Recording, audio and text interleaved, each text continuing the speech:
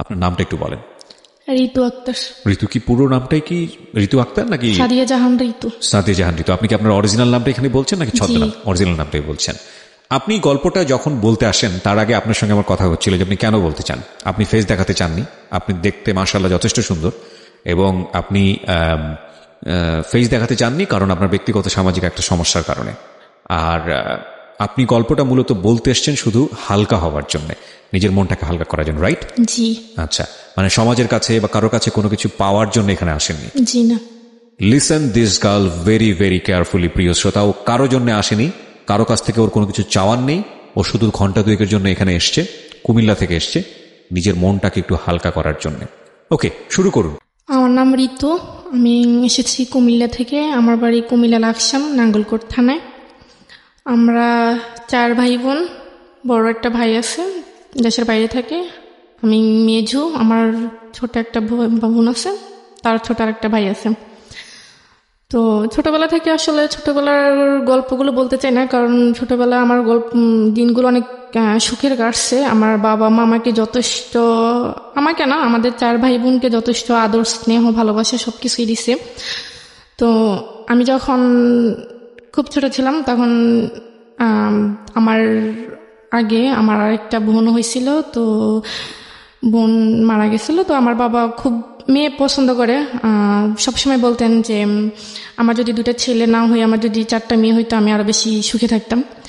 তো যাই হোক, আমাদের একটা খুবই হ্যাপি ফ্যামিলি ছিল। বাবা কি করতেন? জি, বাবা দেশের বাইরে থাকে। আমি যখন ক্লাস 8-এ উঠি তখন আমার কাছে একটা ফোন ছিল। তো আমার বেশিরভাগ পড়াশোনা হয় আমার নানুর বাড়িতে। কারণ মানে কি এরকম যে আপনি জন্মের পর থেকে বাবাকে দেশের বাইরে দেখেছেন? হ্যাঁ। ওকে। ওইখানে সবার সাথে যোগাযোগ রাখতাম এতটুকুই, কারণ নানুর বাড়িতে ছিলাম। তো উনি বেশি একটা কিছু বুঝতো না, তো সেই জন্য আমার কাছে ফোনটা দেওয়া হয়েছে সবার সাথে কন্ট্যাক্ট করার জন্য। তো একদিন স্কুল থেকে আসছি 4টার সময়, এসে দেখি একটা অপরিচিত ফোন আসছে। অনেকবার ফোন আসছে, তো নাম্বারটা অপরিচিত দেখে আমি আরেকবার মিস কল দিই। ওকে। দেওয়ার পর ওইখান থেকে ব্যাক করার পর আমি সালাম দিই, যেটা বলার দরকার ভালো টালো কথা জিজ্ঞেস করি। তারপর আমি ওনার নাম জানতে চাইছি। তো উনি ওনার নাম রবিউল বলছে। আমি বললাম যে আপনি কেন ফোন দিচ্ছেন, কোত্থেকে নাম্বার পাইছেন? তো উনি বলল যে দেখেন, হয়তো আল্লাহ আপনার সাথে আমার কথা বলিয়ে দিবে, সেজন্য আমি হয়তো আপনার সাথে কথা বলতে পারছি। তো তখন আমি বলছি ঠিক আছে, আর ফোন টোন দিবেন না। তো বলে যে আপনার সাথে কথা বলতে কি সমস্যা? আমি বলছি যে হ্যাঁ, আমি অপরিচিত কারোর সাথে কথা বলি না। তারপর একদিন রেখে দিছে, রেখে দেওয়ার পর 2-1 দিন পর পরই ফোন আসে। তো ফোন আসার পর ভালো মন্দ জিজ্ঞেস করার পর এতটুকুই, ভালো টালো কি করেন, কি করতেছি, কি খাইছেন, এতটুকুই। ওই সময়টাতে কি লোকটার নাম জিজ্ঞেস করা, কোথায় থাকে, কি করে? হ্যাঁ, অবশ্যই জিজ্ঞেস করছি। ওনার নাম বলছে রবিউল, নামটা ঠিক বলছে। উনি একটা এজেন্সিতে কাজ করতো, ওনার বাড়ি হচ্ছে ডোমবাড়িয়া, গ্রামের নাম। জি। তো যাই হোক, ওইখানে কাজ করে। তো একদিন আমাকে বললো যে আপনাকে একটা কথা বলবো, আপনি যদি কিছু মনে না করেন। তো আমি বলছি ঠিক আছে বলেন। বলে যে যদি হ্যাঁ হয় তো হ্যাঁ বলবেন, না যদি না হয় না বলে দিবেন, কিন্তু রাগ করবেন না।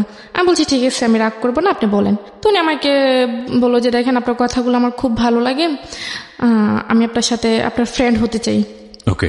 তো আমি আপনার সাথে ফ্রেন্ড হব, আমাকে একটু চিন্তা ভাবনা করতে হবে। তো বলে যে কতদিন লাগবে? আমি বলছি 6 মাসও লাগতে পারে, 1 বছর লাগতে পারে, আবার 1 মাসও লাগতে পারে। বলে যে না, এত লং টাইম তো নিতে পারবো না, আমি আপনাকে 1 সপ্তাহ সময় দিলাম। আমি বলছি না।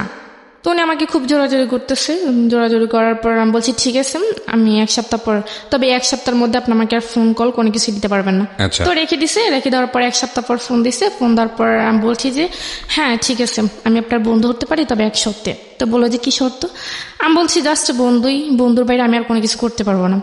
বলছি ঠিক আছে, করতে হবে না। তো তখন আমি ক্লাস 8-এ উঠি, জানুয়ারি মাসের কথা। তো এইভাবেই ওনার সাথে কথা বলি, কথাবার্তা চলতেছে। তো কথাবার্তা চলার মাধ্যমেই উনি আমাকে দেখা করার কথা বলছে এর মধ্যে অনেকবার। তো দেখা করার কথা বলছে, আমি আসলে দেখা করতে চাই না ওনাকে। তো 1 বছরের মাথায় উনি আমাকে প্রপোজ করেন। প্রপোজ কিভাবে করলো? ফোনের মাধ্যমে? হ্যাঁ, ফোনের মাধ্যমে, 1 বছর কোনো দেখা হয়নি। এর মাধ্যমে কি আপনাদের এর আগে বা মানে ফেসবুক বা অনলাইনে কোথাও? না, তখন তো আমি ফেসবুক এমনিতে নর্মাল একটা ফোন ইউজ করতাম, এছাড়া কোনো কিছু ছিল না? আপনাকে দেখিনি? না, দেখি আপনাকে প্রপোজ করে ফেলেছে? হ্যাঁ, প্রপোজ করে ফেলছে, 1 বছর কথা বলার পর প্রপোজ করে ফেলছে। তা আমি বলছি ঠিক আছে, আপনি বয়সটা জানা ছিল? লাইক আপনি তখন ক্লাস 8-এ পড়েন, ওর বয়স কত ছিল? ওনার বয়স তখন 24 বছর ছিল। তো আপনি তখন খুব বেশি হলে 13 থেকে 14 বছর বয়স, তো 10 বছরের ডিফারেন্স। তখন আমার ওনার ভয়েসটা ভালো লাগতো। ভয়েসটা ভালো লাগতো? হ্যাঁ, আমি ওনাকে দেখিনি। আচ্ছা আচ্ছা। তাও কি আর ওনাকে দেখি না, জাস্ট ওনার সাথে কথা বলতে আমার ভালো লাগতো। আচ্ছা। তো এসের জন্য কথা বলতাম। তো কথা বলার পর উনি আমাকে প্রপোজ করলো, বলে যে আপনার সাথে আপনার মানে কথা অনেক চিন্তা ভাবনা করলাম, আপনার মতো এরকম একজনকে খুঁজছি, বা আপনাকে আমার খুব ভালো লাগে, আপনাকে যদি আমার জীবনসঙ্গী হিসেবে পাইতাম তাহলে অনেক ভালো হইতো। আমি বলছি আপনি কি আমার দেখেন না? দেখেন আমি তো দেখতেও সুন্দর না, আর আপনি যেভাবে চাচ্ছেন আমি তো ওরকম না। বলে যে না, যার কথা সুন্দর। এখানে আমি জানি না, আমি নিজের একটা ঘটনা ছোট্ট করে একটু শেয়ার করবো। Sorry for this interruption, but this is very important. এই যে না দেখে যে আকর্ষণটা জন্ম হয় একজন আরেকজনের প্রতি, ভুলেও ভাববেন না যেটার শক্তি নেই। এটা ভয়াবহতম শক্তিশালী আকর্ষণ, ভয়াবহ, মানে আনথিঙ্কেবল। এটা আমার ব্যক্তি জীবনে একবার হয়েছিল। আমি তখন একবার ইনিশিয়ালি, আজ থেকে 12 বছর বা 11 বছর আগের কথা, যিনি হয়তোবা রেডিওটা শুনছেন উনি, আমি জানি না, কারণ তাকে আমি আজ পর্যন্ত চোখে দেখিনি। এবং আমি নিজে জানি যে এটা কত ভয়াবহতম হতে পারে। আমার মনে আছে, আমি ঘটনাটা খুব ছোট করে বলি, নামটা পর্যন্ত আমার মনে আছে। আমি নামটা বলবো না, কারণ নামটা বললে নামের সাথে হয়তো অনেকেরই নাম মিলে যাবে, হয়তো সেটা ভালো হবে না তার জন্য। এই মেয়েটি, আমি তখন ইউনিভার্সিটির অনার্স কমপ্লিট করে ফেলেছি, মাস্টার্সে পড়ছি, এরকম একটা সময়ের ঘটনা। হঠাৎ করে নাম্বারে একটা ফোন আসলো এবং কথোপকথন শুরু করলাম। এমন হলো যে ঘন্টায় ঘন্টা তার সঙ্গে আমার কথা বলতে হচ্ছে, এবং আমি কোনোভাবে মাথা থেকে বের করতে পারছি না। 2 দিনের মাথায় আমি ফুললি যেটা দেখলাম যে আমি প্রচন্ড রকমভাবে অ্যাডিক্ট হয়ে গেছি তার ভয়েসের প্রতি। মানে আমি তার ভয়েসের ফ্যান ছিলাম। এবং সে এরকম বলল যে, আমি তখন মহসিন হলে থাকতাম, এবং সে বলল যে সে শামসুন্নাহার হলে থাকে। ইনফ্যাক্ট আমার মহসিন হল থেকে শামসুন্নাহার হলের দূরত্ব খুব বেশি না। আমি হঠাৎ করে একদিন, মানে আমি তখন রেডিও টুডেতে একটা অনুষ্ঠান করি, পোস্ট বক্স 9032, এবং ওই অনুষ্ঠানটা করার পরপরই আমি চিন্তা করলাম I need to meet her. এবং আমি হলের সামনে গেলাম, গিয়ে আমি তাকে বললাম যে আপনাকে আমার সামনে আসতে হবে, আইদার আপনি আসবেন অথবা আমি কানেকশন এখনই অফ করে দিব। আমি ঠিক জানি না মানে আমি সেই কাজটা কি করেছিলাম, বাট আমার মনে আছে সে আসেনি আমার সামনে। সো আদৌ শামসুন্নাহার হলে ছিল বা অন্য কোথাও ছিল আমি জানি না। এবং আমি যেটা করেছিলাম যে সিমটা বের করে আমি ভেঙে ফেলেছিলাম সিমটা, এবং ওই সিমটা আমি আর পরবর্তীতে কখনো তুলিনি, আর কোনো ইউজ করিনি। সো ওই 2 দিনের রেজাল্ট দিয়ে আমি যেটা বুঝতে পারি যে এটা ভয়াবহতম আকর্ষণ তৈরি হয়। এবং এই ভয়েস দিয়ে যখন একটা মানুষের অবয়ব বা মূর্তি আমরা মনের মধ্যে তৈরি করি, সেটা সবচাইতে নিজের জায়গা থেকে সবচাইতে সুন্দর মানুষের যে অবয়বটা, সেটা ভিতরে তৈরি করি, এবং এটা দুর্ধর্ষতম আকর্ষণ। এটা না জেনে এইদিকে পা বাড়ানো, এটা ভয়াবহ রকমের ভুল আমি বলবো। যাই হোক, আপনার ক্ষেত্রে আপনি না দেখেই ও আপনাকে প্রপোজ করেছে, আপনি কি করলেন? তখন আমি বলছি যে আপনার সাথে তো আমার প্রথমে কথা হয়েছে যে ফ্রেন্ড হিসেবে আমরা সারা জীবন থাকবো, কিন্তু তার বাইরে আমি কোনো কিছু করতে পারবো না। তো বলে যে হ্যাঁ দেখেন, আমি আপনার প্রতি খুবই দুর্বল হয়ে গেছি, আসলে আপনাকে সবসময় ভাবি, সেজন্য আসলে ফ্রেন্ড থেকে যদি আরেকটু সম্পর্কটা আরেকটু গভীরে যায় তাহলে আপনার জন্য ভালো হয়, আমার জন্য ভালো হয়। তখন আমি বলছি যে আমি আপনাকে দেখিনি, বাট আপনিও আমাকে দেখেন নাই, তো এখানে আসলে সম্পর্কটা কখনই হতে পারে না। তো আমি কথা বলে ফোনটা রেখে আমি ফোনটা অফ করে ফেলছি। একটানা 10 দিন আমি ফোন অফ রাখছি। ফোন অফ রাখার 10 দিন পর আমি যখন ফোনটা অফেন করছি, ফোনটা অফেন করার সাথে সাথেই ওনার ফোন। তো আমি ফোনটা তখন রিসিভ করিনি। তো রিসিভ না করাতে অনেকবার ফোন দিছে, ফোন আমি রিসিভ করিনি। তারপর উনি আরেকটা অপরিচিত একটা নাম্বার দিয়ে ফোন দিছে। তো আমি অপরিচিত নাম্বারটা যখন চিনি না, তখন ভাবলাম যে আমার হয়তো আত্মীয় স্বজন হইতে পারে। তো আমি ফোনটা রিসিভ করি। রিসিভ করার পর উনি আমাকে বলে যে আপনি আমাকে মানে আমার ফোনটা রিসিভ করছেন না, আপনি ফোন বন্ধ রাখছেন কেন, কি সমস্যা আপনার যদি ভালো না লাগে আপনি আমাকে না বলে দেন। আমি বলছি না, আমার ভালো লাগে না, আপনি আর আমাকে ফোন দিয়েন না, আসলে আমি এটা চাচ্ছি না, আমার ফ্যামিলি সেটা কখনোই অ্যাকসেপ্ট করবে না। তো বলে যে না, আপনি একটু ভেবে দেখেন, আসলে চিন্তা ভাবনা করে তো মানুষ সব কাজ করে, তো চিন্তা ভাবনা করে ভালো, আপনি একটু ভেবে দেখেন। তা আমি বলছি ঠিক আছে, আমি ভাববো। তো বলে যে ভাববার জন্য কতদিন সময় লাগবে? তা আমি বলছি দেখেন, আমার চিন্তা ভাবনা যে নিঃশ্বাস হবে আমি আপনাকে কয়েকদিন ফোন দেবো, কিন্তু তার আগে আপনি আমাকে আর ফোন দেবেন না। বলে যে না, এটা কেমন কথা, আসলে আপনার সাথে কথা না বলে আমি থাকতে পারি না, এই 10টা দিন আমার অনেক কষ্ট হয়েছে, আপনাকে আমি কিভাবে বোঝাবো। তো বলে যে ঠিক আছে, আমি 10 দিন সময় দিলাম। তো ঠিক আছে, আমি 10 দিন পর উনি আমাকে ফোন দিল বিকেলের টাইমে। তখন আমি বলছি যে ঠিক আছে, আমি রাজি আছি। তো তো বলে যে ঠিক আছে, তখন তো রাজি হয়েছি। আপনি রাজি হয়ে গেলেন? হ্যাঁ, আমি রাজি হই। রাজি হয়ে গেলেন কেন? মানে আপনি তো আসলে মানে চিন্তা ভাবনা করেছি, কারণ আসলে আমি তাই সে কেমন দেখতে সেটা আমি জানি না, তো তার কথাগুলো আমার ভালো লাগতো। আসলে তার কথাগুলো, মানে আপনি নিজেও দুর্বল ছিলেন? হ্যাঁ, তার কথার মধ্যে আমি খুবই দুর্বল ছিলাম। তার মানে সে অনেক সুন্দর গুছিয়ে কথা বলতে পারে, বা তার কথাগুলো অনেক ভালোই লাগে আমার, মানে শুনতেই মন চায়। ওকে। তো যাই হোক, তারপর এভাবে অনেক দিন কেটে গেছে, প্রায় 1 মাসের মতো। তো উনি আমাকে হঠাৎ আবার বলতেছে ঠিক আছে, এখন তো আমরা আরেকটা রিলেশনে, নতুন করে একটা রিলেশন করছি, তো এখন তো আমি আপনাকে তুমি করে বলতে পারি। আমি বলছি ঠিক আছে, তুমি করে বলেন। এখানে একটা জিনিস খেয়াল করবেন, ওদের এই সম্পর্কটা এটা কিন্তু অনেক লম্বা সময় নিয়ে তারপরে কিন্তু হয়েছে, যদিও দুজন দুজনকে দেখেনি, সম্পূর্ণ ভার্চুয়াল একটা রিলেশনশিপ। প্রথম পর্যায়ে ফ্রেন্ডস ছিল, পরে আপনারা মানে এক ধরনের কি বলে বয়ফ্রেন্ড গার্লফ্রেন্ড রিলেশনশিপে গেলেন। এটার মধ্যে সময় নিলেন কতদিনের? প্রায় 1 বছরেরও বেশি। 1 বছরের বেশি। 1 বছরের বেশি, যেটা সাধারণত দেখা যায় না। মানে এই ধরনের সম্পর্ক ভার্চুয়াল জগতে হতে সপ্তাহখানেকেরও কম সময় লাগে। ডিপেন্ড, এটা পার্সন টু পার্সন ডিপেন্ড করে। বাট ওনারা 1 বছর সময় নিয়ে দুজন দুজনের প্রতি এফেক্টেড হয়েছেন, এবং খুব লম্বা একটা সময় আমি বলবো, যথেষ্ট সময় নিয়েছেন। যাই হোক, প্রিয় শ্রোতা, আমরা এখান থেকেই ফিরবো। গল্পটা শুরু হয়েছে মাত্র, এবং একটা বিষয় অবশ্যই খেয়াল রাখবেন, আজকের এই জীবন গল্প দুর্ধর্ষতম, কষ্টদায়ক, বেদনাদায়ক, ভয়াবহতম একটা গল্প, এবং যারা কষ্ট কম নিতে পারেন তাদের না শোনাটাই ভালো, আমি প্রথমেই বলে নিচ্ছি। কারণ আমার কাছে মনে হয়েছে যে মানে নিজে তো বাবা হয়েছি, মাস 3-4 হলো, সহ্য করাটা আসলে কঠিন, খুবই খুবই কঠিন। তারপর সে আবার আমাকে বলে যে দেখা করার কথা। তো তখনও আমি আসলে এতটা তার সাথে এতটা ফ্রি হইতে পারিনি। তো তখন আমি আর তাকে বলছি যে না, আজকে দেখা হবে না, বা তাকে এভাবে ঘুরিয়ে ঘুরিয়ে আমি সময় পার করতেছি। প্রায় 1.5 বছর চলে যায় এভাবে। 1.5 বছর চলে যাওয়ার পর সে আমাকে হঠাৎ একদিন শুক্রবার ছিল, তো আমাকে বলতেছে যে দেখো, তুমি যদি আজকে আমার সাথে দেখা না করো তাহলে আমার তোমার সাথে কোনো সম্পর্ক থাকবে না। তো বলছে যে তুমি স্কুলের সামনে আসবা, আমি ওইখানে আসবো। তো আমি বলছি ঠিক আছে, বিকেল 5টার দিকে। তখন আসলে আমি নানুকে বললাম যে আমি একটু বাজার যাব। তো নানু বললো যে না, এখন বাজারে দেওয়ার দরকার নেই, তো তোমার মামা আছে, তোমার মামাকে বলো, যদি উনি যাইতে দেয় তো তুমি যাও। তখন আসলে মামার কাছে তো বলতে পারবো না, কারণ মামার কাছে বলবে যে তোমার কি লাগবে, তুমি আমার কাছে বলো, তোমার যাওয়ার দরকার নেই।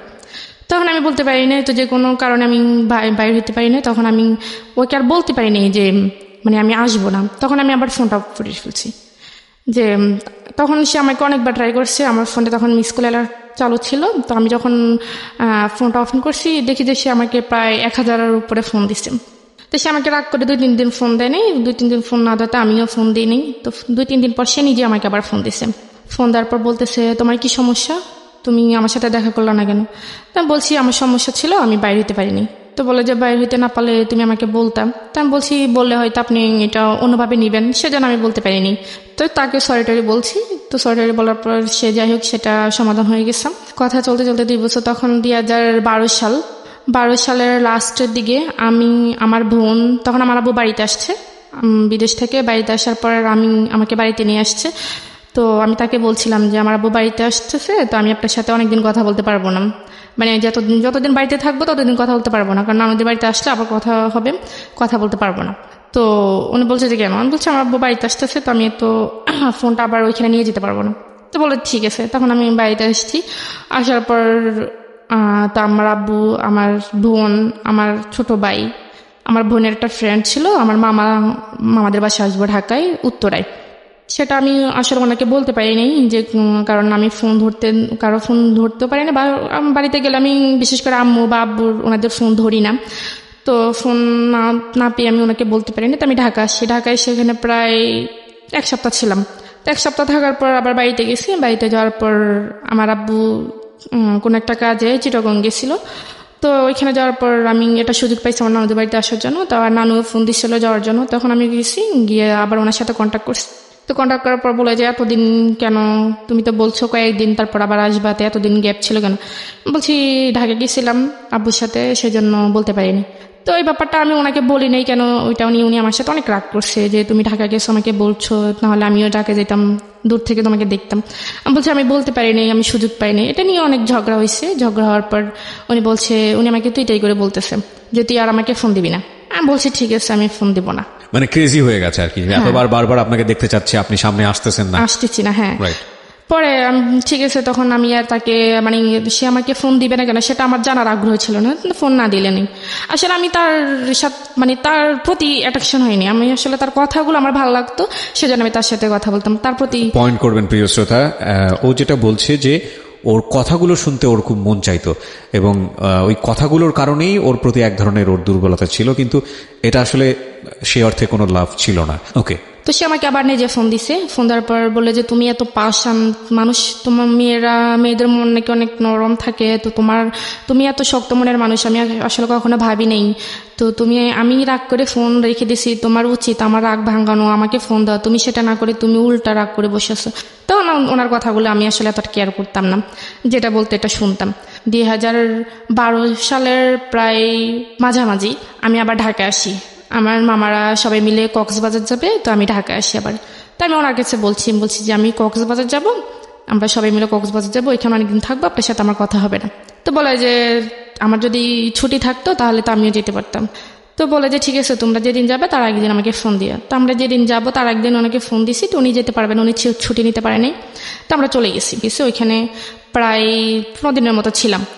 পুরো দিন থেকে আবার যখন কক্সবাজার গেছি তখন আমার মামারও সাথে ছিল, তো মামার এক বন্ধু ছিল, তো ওর সাথে ছিল, তো উনি আবার ওইখানে গেছে। তো আমরা ওইখানে অনেক আনন্দ করলাম, সবাই মিলে একসাথে ছিলাম, আড্ডা দিলাম। তো ওই ছেলে আবার আমাদের সাথে ছিল। তো আমি আবার ঢাকায় যখন কক্সবাজার থেকে যখন ঢাকায় ব্যাক করি, তখন ওই ছেলে আমার আরেকটা মামাতো ভাই ছিল, ওর নাম হচ্ছে রাফি।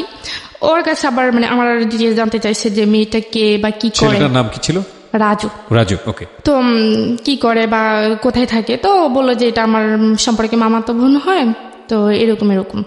তো বলে যে আমি ফোন ইউজ করে, তো আমি যে ফোন ইউজ করি সেটা তার ওনারা জানে না। তো বলে যে না, ফোন ইউজ করে না কেন? তো বলে যে না, এমনিতেই। তখন আমার মামা যখন বাড়িতে আসে শীতের সময়, তখন ওই ছেলে আবার আমার মামাদের সাথে আমাদের বাড়িতে আসছে। তো আমাদেরকে দাওয়াত করায়, ওই ছেলেও আসছে আমাদের বাড়িতে। তো আমাদের বাড়িটারি দেখলো, আমাদেরকে দেখলো, তখন আমার সাথে কথা বললো, হাই হ্যালো, এতটুকুই। কি করো, কোন ক্লাসে পড়ো? তখন আমি ক্লাস 9-এ পড়ি। তো বললো যে ঠিক আছে, তো এখন তো ছুটি, তো তোমার মামার সাথে আবার ঢাকায় যাও, গিয়ে ঘুরে আসো, আমরা তো আছি, সব একসাথে আনন্দ হবে।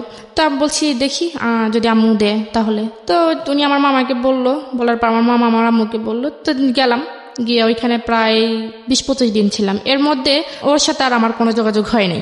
রবিউলের সাথে? হ্যাঁ, রবিউলের সাথে আমার কোনো যোগাযোগ হয়নি। না, ফোন তো না আমাদের বাড়িতে, আমি আর ওইখানে যেতে পারি না, ওনাকে কখনো কোনো মেসেজ বা ফোন দিতে পারিনি। তো আমি আবার চলে গেছি। তো কথাবার্তা বলে মাঝে বলে যে তুমি ফোন ইউজ করো না, বলছি না আমি ফোন ইউজ করি না, আসলে বাসা থেকে সেটা কেউ দিবে না। তো বলে যে আমি তোমাকে যদি একটা ফোন কিনে দিই তুমি নিবে? আমি বলছি কেন, আপনার ফোন আমি নিব কেন, আর আপনি আমার কি হন? রাজু এটা বলতেছে? হ্যাঁ, রাজু এটা বলতেছে। বলে যে না নেও, মাঝে মাঝে আমার সাথে কথাবার্তা বলবো। এখানে বিষয়টা গুলিয়ে ফেলবেন না, রাজু এবং রবিউল। রাজুটা হচ্ছে ওর আত্মীয় সম্পর্কের একজন, আর রবিউলটা হলো যে ছেলেটার সঙ্গে প্রথম দিকে ভার্চুয়ালি মানে ফোনের মাধ্যমে কমিউনিকেট, কিন্তু এখনো দেখা হয়নি। ওদের মধ্যে এক ধরনের সম্পর্ক রয়েছে, বয়ফ্রেন্ড গার্লফ্রেন্ড বলা যেতে পারে, বাট ঠিক সে অর্থে ম্যাচিউর টাইপের রিলেশনশিপ না, অন্তত এই মেয়েটার সাইড থেকে না। ওকে, ঠিক আছে, বলুন তারপর। তো রাজু আমাকে, যখন আমি চলে আসবো তখন রাজু, আমার মামা আর ওই মামাতো ভাইটা আমাকে বাস পর্যন্ত বাসে উঠেছে, কারণ মামা আমার সাথে আসছে আর মামার সাথে ওনারা আসছে আমাদেরকে এগিয়ে দেওয়ার জন্য। তো আসছে রাজু ওইখানে, মানে আমি চলে যাচ্ছি, মানে এটা দেখো কান্নাকাটি করতে আসছে। কান্নাকাটি করার পর আমি আসলে ব্যাপারটা দেখছি, তারপরও বুঝতে পারলো না, বোঝার মতো করেছিলাম। তো আমি যখন চলে গেছি তখন ও আমার যে জামা কাপড় নেওয়ার একটা ব্যাগ ছিল, ওই ব্যাগের মধ্যে ওই একটা ফোন কিনে রেখে দিয়েছে, সেটা আমি জানি না। তো না জানার পর আমি বাড়িতে গেছি, সোজা আমার নানুদের বাড়িতে গেছি। নানুদের বাড়িতে যাওয়ার পর জামা কাপড় যখন ওইটা থেকে বের করছি তখন দেখছি একটা মোবাইলের বক্স। তো আমার কাছে আশ্চর্য লাগতেছে, মোবাইলের বক্স এটা কে দিল? তখন আমি কাউকে বিষয়টা না বলে আমি এটা খুললাম, খুলে দেখি একটা phone, mobile phone, Samsung mobile phone ছিল। ওইটার মধ্যে আবার একটা চিঠি ছিল। তো দেখলাম, দেখার পরে চিঠিটা পড়লাম। চিঠির মধ্যে লেখা ছিল যে মানে রাজু যে আমাকে ফোনটা দিছে সেটা যেন আমি কাউকে না বলি, সেটা শুধুমাত্র আমাকে দিছে আমার সাথে একটু কথা বলার জন্য বা খোঁজ খবর নেওয়ার জন্য, বাস এতটুকুই। আর যদি ওর মোবাইলটা আমার নিতে ইচ্ছে না হয় তাহলে সেটা ফেলে দেওয়ার জন্য, কিন্তু কাউকে না বলার জন্য, এটা লিখে দিছে। তো লিখে দেওয়ার পর আমি এটা রেখে দিচ্ছি, কিন্তু আমি আর ফেলিনি। ওটার সাথে আবার একটা সিমও দিছে, তো আমি ওইটা অফ করছি। করার পর ও আবার অনেকগুলো মেসেজ করছে। আমি ফোনটা অফ করার পর অনেকগুলো মেসেজ পেয়েছি, কেমন আছি, কোথায় আছি, ওই তো রাস্তার মধ্যে ফোন দিছে। তো আবার ফোনও দিছিল মনে হয়। তখন রাত্রেবেলা আমি আর ওকে ফোন দিই নাই বা মেসেজও রিপ্লাই দিই নাই। তো রাত্রেবেলা সন্ধ্যার দিকে আমার নানু তখন নামাজ পড়তে গেছে, তো আমিও নামাজ পড়ে ফেলছি আগে, নানু পরে নামাজ পড়তে গেছে। পড়ার পর আমি ওই আমার আগের ফোনটা রবিউলের সাথে আবার আপনি নামাজ পড়েন? হ্যাঁ। বাহ, মাশাআল্লাহ। হ্যাঁ। তো রবিউলকে মিস কল দিলাম। তো মিস কল দেওয়ার পর সে সাথে সাথে ব্যাক করলো। ব্যাক করার পর রবিউলের সাথে কতদিন পরে কথা হচ্ছে? এই প্রায় 1 মাস 10 দিন। 1 মাস 10 দিন কোনো কমিউনিকেশনই ছিল না? জি না। মানে আপনার দিক থেকে আপনি অনুভবই করেননি? না, কোনো অনুভবই করিনি। তার মানে বুঝতেই পারছেন ইট ওয়াজ নট লাভ, অ্যাকচুয়ালি কোনো লাভ ছিল না। নইলে 1 মাস 10 দিন অফ ট্র্যাকে থাকার সময় ও বিজি হয়ে গেছে অন্য কোনো জায়গাতে, রবিউল মাথা থেকে আউট হয়ে গেছে। কিন্তু যখনই ও ফিরে এসছে, সময় হাতে আছে, তখন আবার রবিউলকে সে নক করছে। তারপর ফোন দিলাম, ফোন দেওয়ার পর ও ফোনটা রিসিভ করার সাথে সাথে খুব কান্নাকাটি করতেছে, অনেক মানে বাচ্চাদের মতো খুব জোরে জোরে কান্নাকাটি করতেছে। আমি কেন তাকে এতদিন ফোন দিই। তখন আমি তাকে ব্যাপারটা বুঝিয়ে পড়ার পর সে আমাকে বলতেছে আমি তোমার সাথে কালকেই দেখা করতে চাই। আমি বলছি এটা কখনোই সম্ভব না, আমি কালকে দেখা করতে পারবো না, আমার যখন সময় হবে আমি তখনই আপনাকে ফোন দিব, আপনি আমার সাথে দেখা করিয়েন। এর মধ্যে রাজু আবার আমার মামাতো ভাই যার মাধ্যমে পরিচয় হয়েছিল, সে আবার আমার নানুদের বাড়িতে আসছে। তো রাজু আবার আমার নানুদের বাড়িতে আসছে। আসার পর সে আমাকে ভালোটার কথা জিজ্ঞেস করার পর আমার নানুর সাথে কথাবার্তা বলার পর সে 2 দিন ছিল। 2 দিন থাকার পর সে আবার চলে গেছে। চলে যাওয়ার 5-6 দিন পর রাজু তার আম্মুকে পাঠাইছে, রাজুর আব্বু নাই, তার আম্মুকে পাঠাইছে আমার নানুর কাছে। পাঠাইছে সে আমাকে বিয়ে করবে, একটা বিয়ের প্রস্তাব নিয়ে সে পাঠাইছে। সে কি করতো সেই মুহূর্তে? সেই পড়াশোনা করতো, অনার্স করতো। এই অবস্থায় বিয়ের প্রস্তাব দিয়ে পাঠিয়েছে? হ্যাঁ, আর ওরা মানে ঢাকায় স্থানীয় ছিল। ওকে। প্রস্তাব পাঠাইছে। তো তার আম্মু তো তখন আমাকে দেখে না, ঢাকা থাকাকালীন। তো উনি আমাকে দেখছে, দেখার পর আমার নানুকে ডিরেক্টলি বলছে যে আপনার নাতিকে তো আমার ছেলে খুবই পছন্দ করে, তো আপনাদের যদি কোনো আপত্তি না থাকে তাহলে আমরা এখানে একটা আত্মীয়তা করতে পারি। তো আমার নানু বললো যে দেখেন আমি তো ওর গার্জেন না, ওর আব্বু আছে, আম্মু আছে, আমার ছেলেরা আছে, ওদের সাথে কথা বলতে হবে, আপনি ওনাদের সাথে কথা বলেন। তো রাজুর আম্মু একদিন ছিল, তারপরে দিন সকালবেলায় চলে গেছে। চলে যাওয়ার পর আমার নানু আমাকে বলতেছে যে তো রাজুর সাথে তোর কি? আমি বলছি তো না কিছু না, এমনিতে কথাবার্তা, তো এরকম কিছু না। তো বলে যে সত্যি? আমি বলছি যে হ্যাঁ। বলে যে না থাকলেই ভালো। তা আমি আর জিজ্ঞেস করি না যে কেন আসছে বা কি আসে বিষয়। তখন আমার আব্বুর কাছে বলছে আমার মামা, রাজুর আম্মু আমার মামার কাছে বলছে, আর আমার মামা আমার আব্বুর কাছে ফোন দিয়ে বলছে। তো আমার আব্বু বলছে ঠিক আছে, ছেলের একটা ছবি দাও আর আমি খোঁজখবর নিয়ে দেখি কেমন। তো ওনারও ছেলে পছন্দ হয়ে গেছে, ছেলেরও পছন্দ হয়েছে বা ওর আম্মুরও পছন্দ হয়েছে। মনে করেন 2 পক্ষ থেকেই সবকিছু ঠিকঠাক। এখন আমার ছোট মামা যিনি, উনি আবার আমার আব্বুকে বলতেছে যে বিয়ে তো হবেই, ছেলেও ভালো বা ছেলের ফ্যামিলিও ভালো, এখন ঋতুকে একবার জিজ্ঞেস করে দেখেন ও কি বলে। তো আমার আব্বু আসলে আমাদের বন্ধুর মতোই, বাবা বললেও নয়। তো পরে আমার আব্বু আমাকে জিজ্ঞেস করার পর আমি বললাম যে আব্বু দেখেন আমি আসলে সামনে আমার এসেছে পরীক্ষা, তো আমি অন্তত পরীক্ষাটা দিই, আপনাকে বিস্তারিত বলবো। বলে যে ঠিক আছে পরীক্ষা দাও। তো আব্বু ওই রকম ভাবে মামাকে বলছে, মামা ওই রাজুর আম্মুকে ওরকম ভাবে বলছে। তো ওনারা বলছে ঠিক আছে পরীক্ষা পর্যন্ত আমরা অপেক্ষা করব। তো এর মধ্যে আমি আবার রবিউলকে সবকিছু বলে দিছি যে আমাকে এভাবে দেখতে আসছে, আমার বিয়ের কথা চলতেছে, এখন আমি বলছি পরীক্ষা অবধি। তো সে বলতেছে আমি তো তোমাকে আজ পর্যন্ত দেখিই নেই, তুমি আমার সাথে একটু দেখা করো না।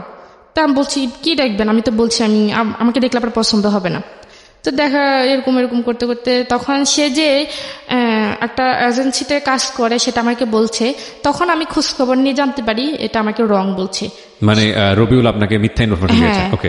তো তখন আমি বললাম যে আপনি তো আমার কাছে মিথ্যা কথা বলছেন, আপনি তো আসলে কোনো অফিসে কোনো অফিসে চাকরি করেন না, আসলে আপনি করেনটা কি আমাকে সত্যি করে বলেন, আমি আপনার সাথে দেখা করব। ওকে। তো বলে যে আমি আসলে একটা প্রাইভেট কোম্পানিতে জব করি, তো যে কোনোভাবে এটা ওই কোম্পানির মালিক পালিয়ে গেছে, এখন আসলে আমার উপর অনেক ধার দেনা, এখন আমি আসলে বাড়ি থেকে বের হতে পারতেছি না, এখন অন্য একটা জায়গায় অ্যাপ্লাই করতেছি। তারপর আমি বললাম তো সেটা আমাকে বললেন না কেন আগে? তো বলে যে বলিনি, এমনিতে আসলে এটা একটু আমি লুকিয়ে রাখছি, এটা বলতে চাইনি।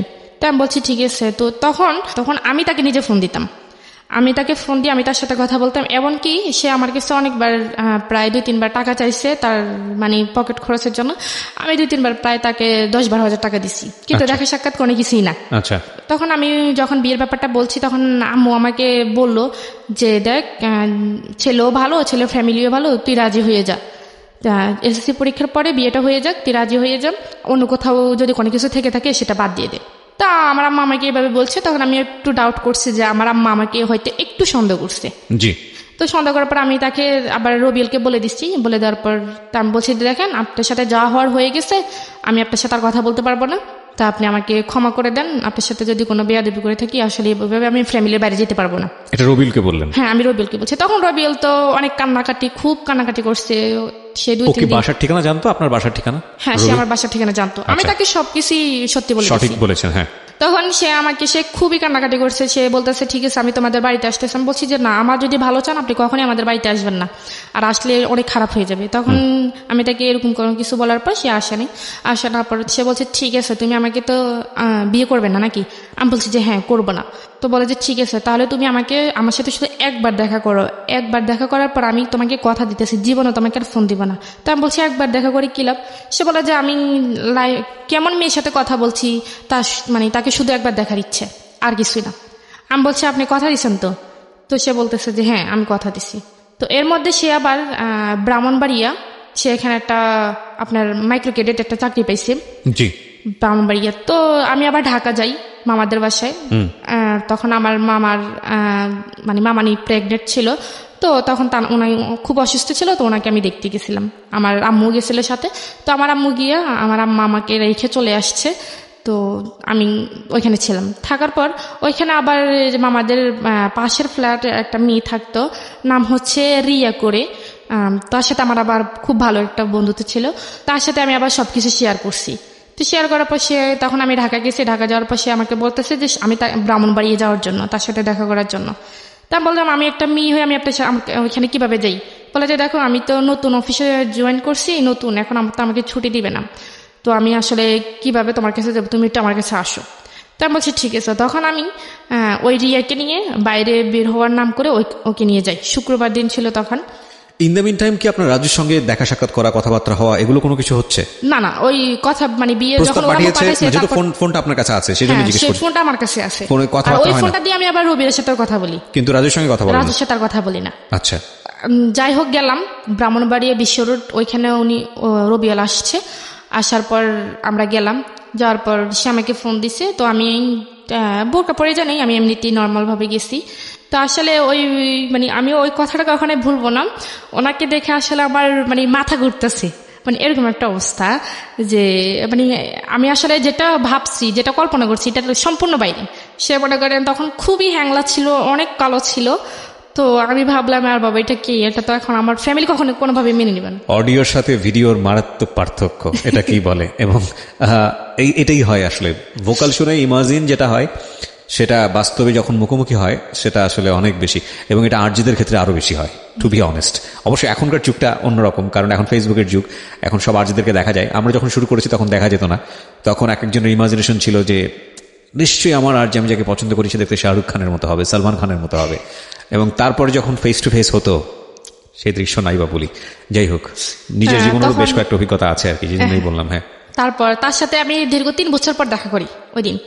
তো 3 বছর পর ওই দিন ফার্স্ট দেখা। তো আমি আবার যখন আমি তার সাথে দেখা করতে যাচ্ছি, গাড়িতে উঠতেছি, তখন আমি আবার তাকে বলছি যে দেখেন আপনি আমাকে কথা দিয়েছেন আপনি আমার সাথে শুধু একবারই দেখা করবেন, এখন আপনি যেরকমই হন আমি আপনার সাথে দ্বিতীয়বার কথা বলবো না। সে বলছে ঠিক আছে তুমি নিশ্চিন্তে থাকো, আমি তোমাকে কখনোই বিরক্ত করবো না। তো যাই হোক, সে আমাকে দেখলো, আমিও তাকে দেখলাম। দেখার পর ওইখানে একটা রেস্টুরেন্টে গেলাম। ওই দিন আমি সারাদিন তার সাথে দেখা করবে একটু আনইজি ফিল করতেছি। আসলে আমি সারাদিন খাই নাই। তো না খাওয়াতে আমার খুব খিদে লাগছে, কিন্তু তাকে দেখার পর আমার খিদে চলে গেছে। ওকে, তাকে দেখার পর আমার খুব খিদে চলে গেছে, যে যখন গাড়িতে আসতেছে তখন ভাবতেছে যে ওনার সাথে দেখা করলে একসাথে হয়তো দুপুরে লাঞ্চ হবে বা সকালে নাস্তা দুটি একসাথে হবে। কিন্তু তাকে দেখার পর আমার খিদেটা চলে গেছে। আমি কি খাবো? তখন সে আমাকে একটা রেস্টুরেন্টে নিয়ে গেছিল, ওইটার নাম ছিল ঝুমুর, ব্রাহ্মণবাড়ি একটা শহরে। ওইখানে নিয়ে গেছিল। তো শুক্রবার যেহেতু ছিল, উনিও হয়তো খাওয়া দাওয়া করে আসে না, তো উনি খাইছে, আমাকেও দিছে, আমি খাইনি, আমি বসেছিলাম। তো আমি ওইখান থেকে খুবই বিরক্ত ফিল করতেছি যে আমি কখন যাবো এখান থেকে। তো খাওয়া দাওয়া শেষ হলো। শেষ হওয়ার পর তখন আমরা আবার যখন বাসে যাইতেছি, সে আমাকে বাসে তুলে দিবে, তখন সে আমাকে জিজ্ঞেস করতেছে যে তোমাকে আমার পছন্দ হয়েছে, আমাকে তোমার পছন্দ হয়েছে কিনা। তখন আমি বলছি ঠিক আছে, আপনি তো আমাকে বলছেন যে আপনি আমার সাথে আর কখনোই দেখা করবেন না বা কথা বলবেন না, এটা কেমন কথা? এটা এখন তো আপনি আমার মানে কথার সাথে কাজের কোনো মিল নেই, এটা তো কখনোই সম্ভব না। আমি আপনাকে বিশ্বাস করে আপনার সাথে দেখা করতে আসছি, আর আপনি এখন এটা কি বলতেছেন? বলে যে না দেখো, আমি বলে ফেলছি, এটা তোমাকে শুধু তোমাকে দেখার জন্য বলছি, আমি মন থেকে এটা বলিনি। আমি বলছি ঠিক আছে, আমি আগে বাসায় যাই, আমি অনেক টায়ার্ড, আমি খুবই ক্লান্ত, অনেক জার্নি হয়েছে, আমি বাসায় যাই। তো আমার ফোনে চার্জ ছিল না, তো আমি যখন গাড়িতে উঠি তখন আমার ফোনে মানে মোবাইলটা বন্ধ হয়ে গেছে। তো আমি বাসায় গেছি, বাসায় গিয়ে গোসল করলাম, গোসল টোসল করে বা ফ্রেশ হয়ে খাওয়া দাওয়া করে বাসায় গিয়ে মোবাইলটা চার্জে দিয়েছি, বন্ধ রেখে চার্জে দিয়েছি, আমি মোবাইলটা আর খুলিনি। তো অনেকক্ষণ সময় হয়েছে, যখন বাসায় আস্তে আস্তে 6টা বাজছে, তো আমি ওনার সাথে আমি ফোনটা অফেন করি 8টার সময়। তো ফোনটা অফেন করার সাথে সাথে উনি আমাকে ফোন দিচ্ছে। তো বলতেছে এই তুমি আমাকে কেন এতক্ষণ ফোন দেওয়া নেই, মোবাইল বন্ধ ছিল কেন? জানো আমি কতক্ষণ টেনশন ছিলাম যে তুমি আমাকে কেন ফোন দেওয়া নেই, আমি কত টেনশনে ছিলাম, আমাকে টেনশন রাখতে ভালো লাগে, মানে সে এরকম করে কান্নাকাটি করতেছে। আচ্ছা, তা আমি বলছি যে দেখেন আপনি কান্নাকাটি করতেছেন কেন, আসলে আমি আপনাকে ফোন দিব কেন? আপনি তো বলছেন আপনার সাথে আমার কোনো কথা হবে না, তাহলে আপনি আমাকে ফোন দিচ্ছেন কেন? আপনি আমাকে দয়া করে আর ফোন দিয়েন না, আমি আপনার কথার উপর বিশেষ করে আপনার সাথে দেখা করছি, সেজন্য এটা না যে আপনার সাথে আবার কথা বলতে হবে। তখন সে আমাকে বলতেছে যে তুমি যদি আমার সাথে কথা না বলো আমি মরে যাব, আমি ট্রেনের তলে নিজে জীবন দিয়ে দিব, আমি ফাঁসি দিব, মানে এরকম বিভিন্ন রকমের ব্ল্যাকমেল করতেছে। তো করার পর আমি ফোনটা রেখে দিচ্ছি। তখন ওনার সাথে আমার মানে কথাই বলতে ভালো লাগতেছে না, যে কি কথা বলবো আসলে। তখন মনে হইতেছে যে একটা মানুষকে যদি মনে দেখে ভালো না লাগে তখন তার সাথে কথা বলাটা আসলে ভালো লাগতো। তখন ওনার কথাগুলো তখন আর আমার কাছে ভালো লাগতো না, কিন্তু দেখা করার আগে ওনার কথাগুলো আমার খুব ভালো লাগতো, কিন্তু তখন আর দেখা করার পর মানে কথাগুলি ভালো লাগতো না। তখন আমি রেখে দিছি, রেখে দেওয়ার পর উনি আমাকে বারবার ফোন দেয়, আমি ফোন রিসিভ করে নেয়, তারপর আমি নাম্বারটা ব্ল্যাক লিস্টে রাখিয়ে দিছি। তো রেখে দেওয়ার পর সে আমাকে বিভিন্ন নাম্বার থেকে ফোন দিচ্ছে, ফোন দেওয়ার পর আমি ফোন মানে কোনোভাবে রিসিভ করি না। তো তার এক কলিং ছিল, আমি ওনার নামটা বলতে চাচ্ছি না, তো তার কলিং ছিল, সে আমাকে ফোন দিছে। ফোন দেওয়ার পর বলতেছে কি আমি কি ঋতুর সাথে কথা বলতে পারি? আমি বলছি হ্যাঁ আমি ঋতু, আপনি বলেন। তো বলে যে আপনি কি রবিউলকে চিনেন? আমি বলছি কোন রবিউল? বলে যে ওই দিন শুক্রবারে দেখা করতে গেছেন ওই রবিউল। আমি বলছি না, আমি এরকম আমি কাউকে তো চিনি না, আমি কারোর সাথে দেখা করিনি, আপনি কেন ফোন দিচ্ছেন? তো বলে যে দেখুন না, তখন আমি ফোনটা রেখে দিছি, ফোনটা রেখে দেওয়ার পর উনি আবার ফোন দিছে, তখন আমি আবার ফোনটা কেটে দিছি। তো বারবার ফোন দিতেছে, তখন আমি বলছি যে আপনার সমস্যাটা কি, আপনি আমাকে বারবার ফোন দিয়ে ডিস্টার্ব করতেছেন কেন? আমি তো বলছি আমি রবিউল না, আমি কাউকে চিনি না, আপনি হয়তো ভুল নাম্বারে ডায়াল করছেন। তো বলতেছে যে দেখুন আপু, আপনার সাথে আমি একটু 2 মিনিট কথা বলবো, আমাকে প্লিজ 2 মিনিট সময় দেন। তা আমি বলছি ঠিক আছে 2 মিনিট, তার বেশি না।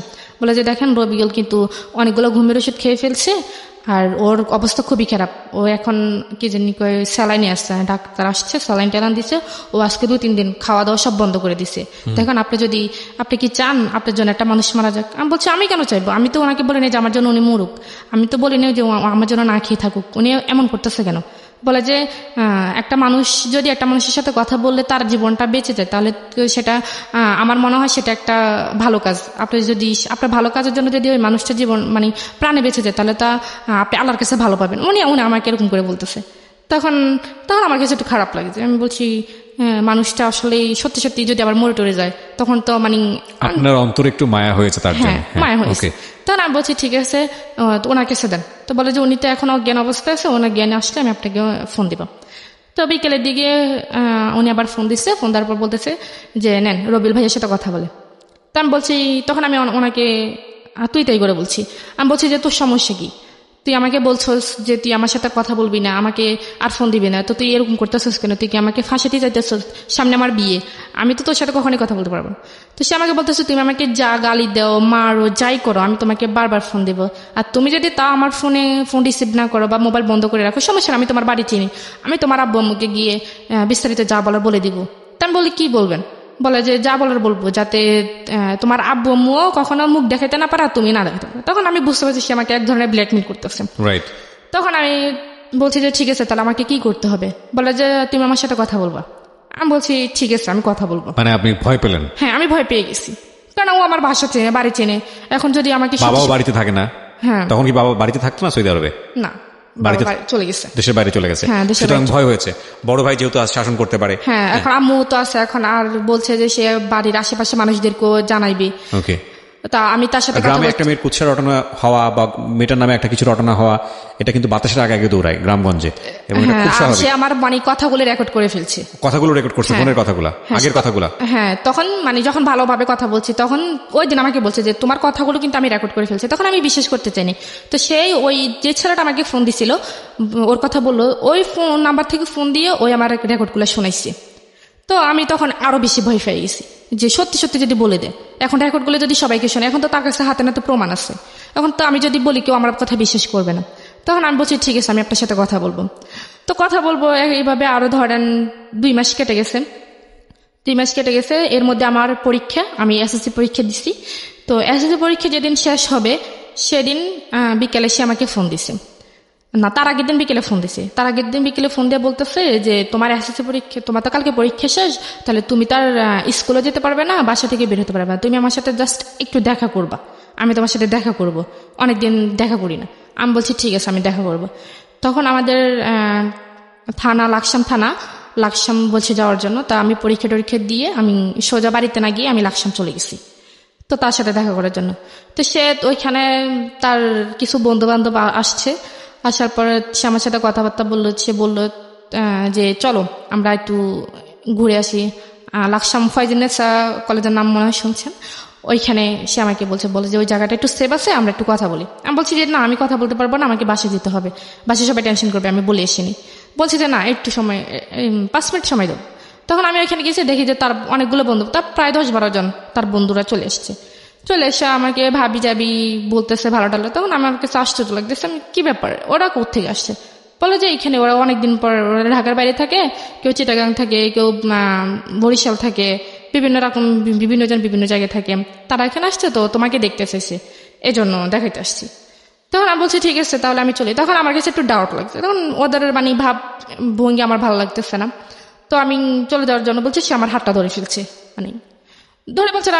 তখন আমার আমি রাগ করে ফেলছি, যা আপনি সমস্যা কি, আপনি আমাকে আমার হাত ধরছেন কেন, আপনি আমার হাত ছাড়েন। বলে যে না, তুমি আসছো তোমার ইচ্ছায়, তুমি তো তোমার ইচ্ছে যেতে পারবো না, তুমি আমার ইচ্ছে যেতে হইব। আমি বলছি আপনি আমার হাত ছাড়বেন নাকি আমি এখানে চেঁচামেচি করবো? বলে যে চেঁচামেচি করো, করলে কয়জন তোমার কথা বিশ্বাস করবে? সবাই আমার পক্ষে, তোমার পক্ষে তো কেউ নেই। তো আমি বলছি আপনার সমস্যাটা কি? বলে যে আমি তোমাকে বিয়ে করবো। আমি বলছি আপনার মাথা ঠিক আছে, আপনি কেন আমাকে বিয়ে করবেন? আর আমি তো আপনাকে কখনোই ভালোবাসিনি, আপনি জাস্ট আপনি বলছেন আপনার সাথে কথা বলার জন্য, আমি আপনার সাথে কথা বলতেছি, আমি তো বলি না আপনাকে বিয়ে করবো। বলে যে আমাকে বিয়ে করতে হবে, আমি তো আমাকে আজ এক্ষুনি বিয়ে করবো, সবকিছু রেডি আছে, তুমি শুধু যাবে, গেলে বিয়েটা হয়ে যাবে। আমি বলছি কখনই না, আমি কখনই বিয়ে করতে পারবো না। বলে যে বিয়ে করবা নাকি আমি তোমার কি জানি বাবা মার মুখে চুনকালি মাখবো? আমি বলছি মাখেন, যা করার আপনি করেন, আপনি আমার হাত ছাড়েন। বলে যে না, তুমি এখান থেকে যাইতে পারবে না। তখন সে এক প্রকার আমার সাথে জোরাজোরি করতেছেন, এই বন্ধু বান্ধব সবার সামনে? হ্যাঁ, সবার সামনে সে আমার সাথে জোরাজোরি করতেছে, আমার হাত নিয়ে টানাটানি করতেছে। তার বন্ধুরা তার পক্ষে। আপনার সঙ্গে কেউ ছিল? আমার সাথে কেউ ছিল না, আমি একাই গিয়েছিলাম ওইখানে। তো তখন আমি অনেক ভয় পেয়েছি, তখন আমি খুব কানাকাটি করতেছি। তখন আবার ওই কলেজের মাঠেই মনে করেন বিকেল টাইমে খুবই ফাঁকা ছিল, আর আশেপাশে কোনো লোকজন ছিল না যে আমি কাউকে ডেকে আমার সমস্যার কথা বলবো। তখন তার একটা বন্ধু একটা প্রাইভেট কার নিয়ে এসছে, নিয়ে এসে আমাকে টান মেরেই গাড়ির ভিতরে ঢুকিয়ে ফেলছে। ঢুকিয়ে ফেলার পর তখন কি জানি তারপর কি হয়েছে আমি আর জানি না। তখন আমার যখন জ্ঞান আসছে, তখন আমি একটা রুমের মধ্যে, একটা বাসার মধ্যে ছিলাম, ফ্যামিলি বাসার মধ্যে ছিলাম। তখন আমার চোখে পানি টানি দিছে, দেওয়ার পর তখন তখন জ্ঞান ফিরছে ঠিকই, কিন্তু আসলে আমি কথা বলার অবস্থার মতো ছিলাম না। তো তারপর ওইখানে একটা মহিলাকে দেখলাম, তো উনি আমাকে বললো যে তুমি ঠিক আছো? তা আমি বলছি আমি কোথায়, আমি বাড়ি যাব, আমাকে বাড়িতে নিয়ে যান। তুমি জানো তুমি কার কাছে আসছো? আমি বলছি যে না। আপনি কে?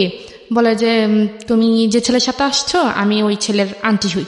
তা আমি বলছি দেখেন, উনি আমাকে জোর করে এখানে আনছে, আমার আসলে কোনো আসার ইচ্ছা ছিল না, আপনি আমাকে যাওয়ার একটু ব্যবস্থা করে দেন। বলে যে না, ওরা তো বিয়ের ব্যবস্থা করতে গেছে, তোমাদের তো নাকি আজকে বিয়ে। আমি বলছি যে না, আমার তো বিয়ে করার ইচ্ছা নেই, দেখেন আমার বিয়ে ঠিক হয়ে গেছে, এখানে আমি আসলে থাকতে পারবো না। আর আপনি বোঝার চেষ্টা করেন, আমি তো ওনার সাথে জাস্ট ফ্রেন্ড হিসেবে কথা বলছি। তো বলে যে না, তুমি মিথ্যা কথা বলো কেন, আমি তো সব শুনছি। তো উনি আমাকে এড়িয়ে যাইতেছে এভাবে।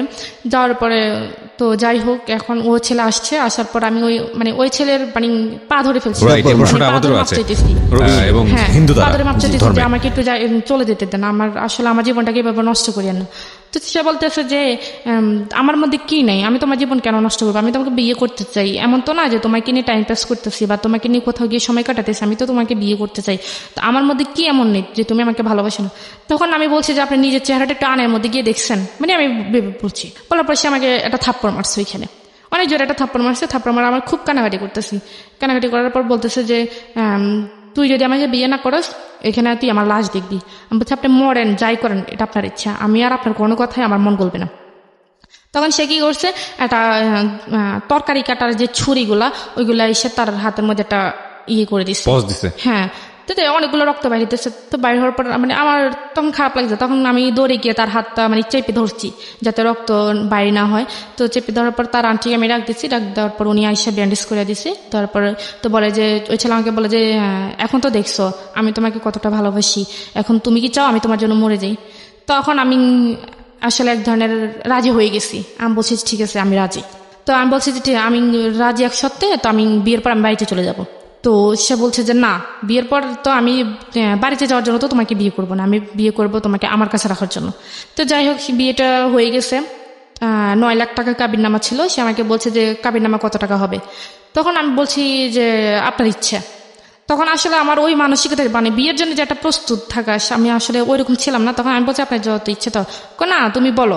আমি বলছি যে ঠিক আছে 10 লাখ টাকা। তো কাজী বলতেছে ঠিক আছে কেউ কিছু বলা দরকার না, আমি একটা বলে দিই।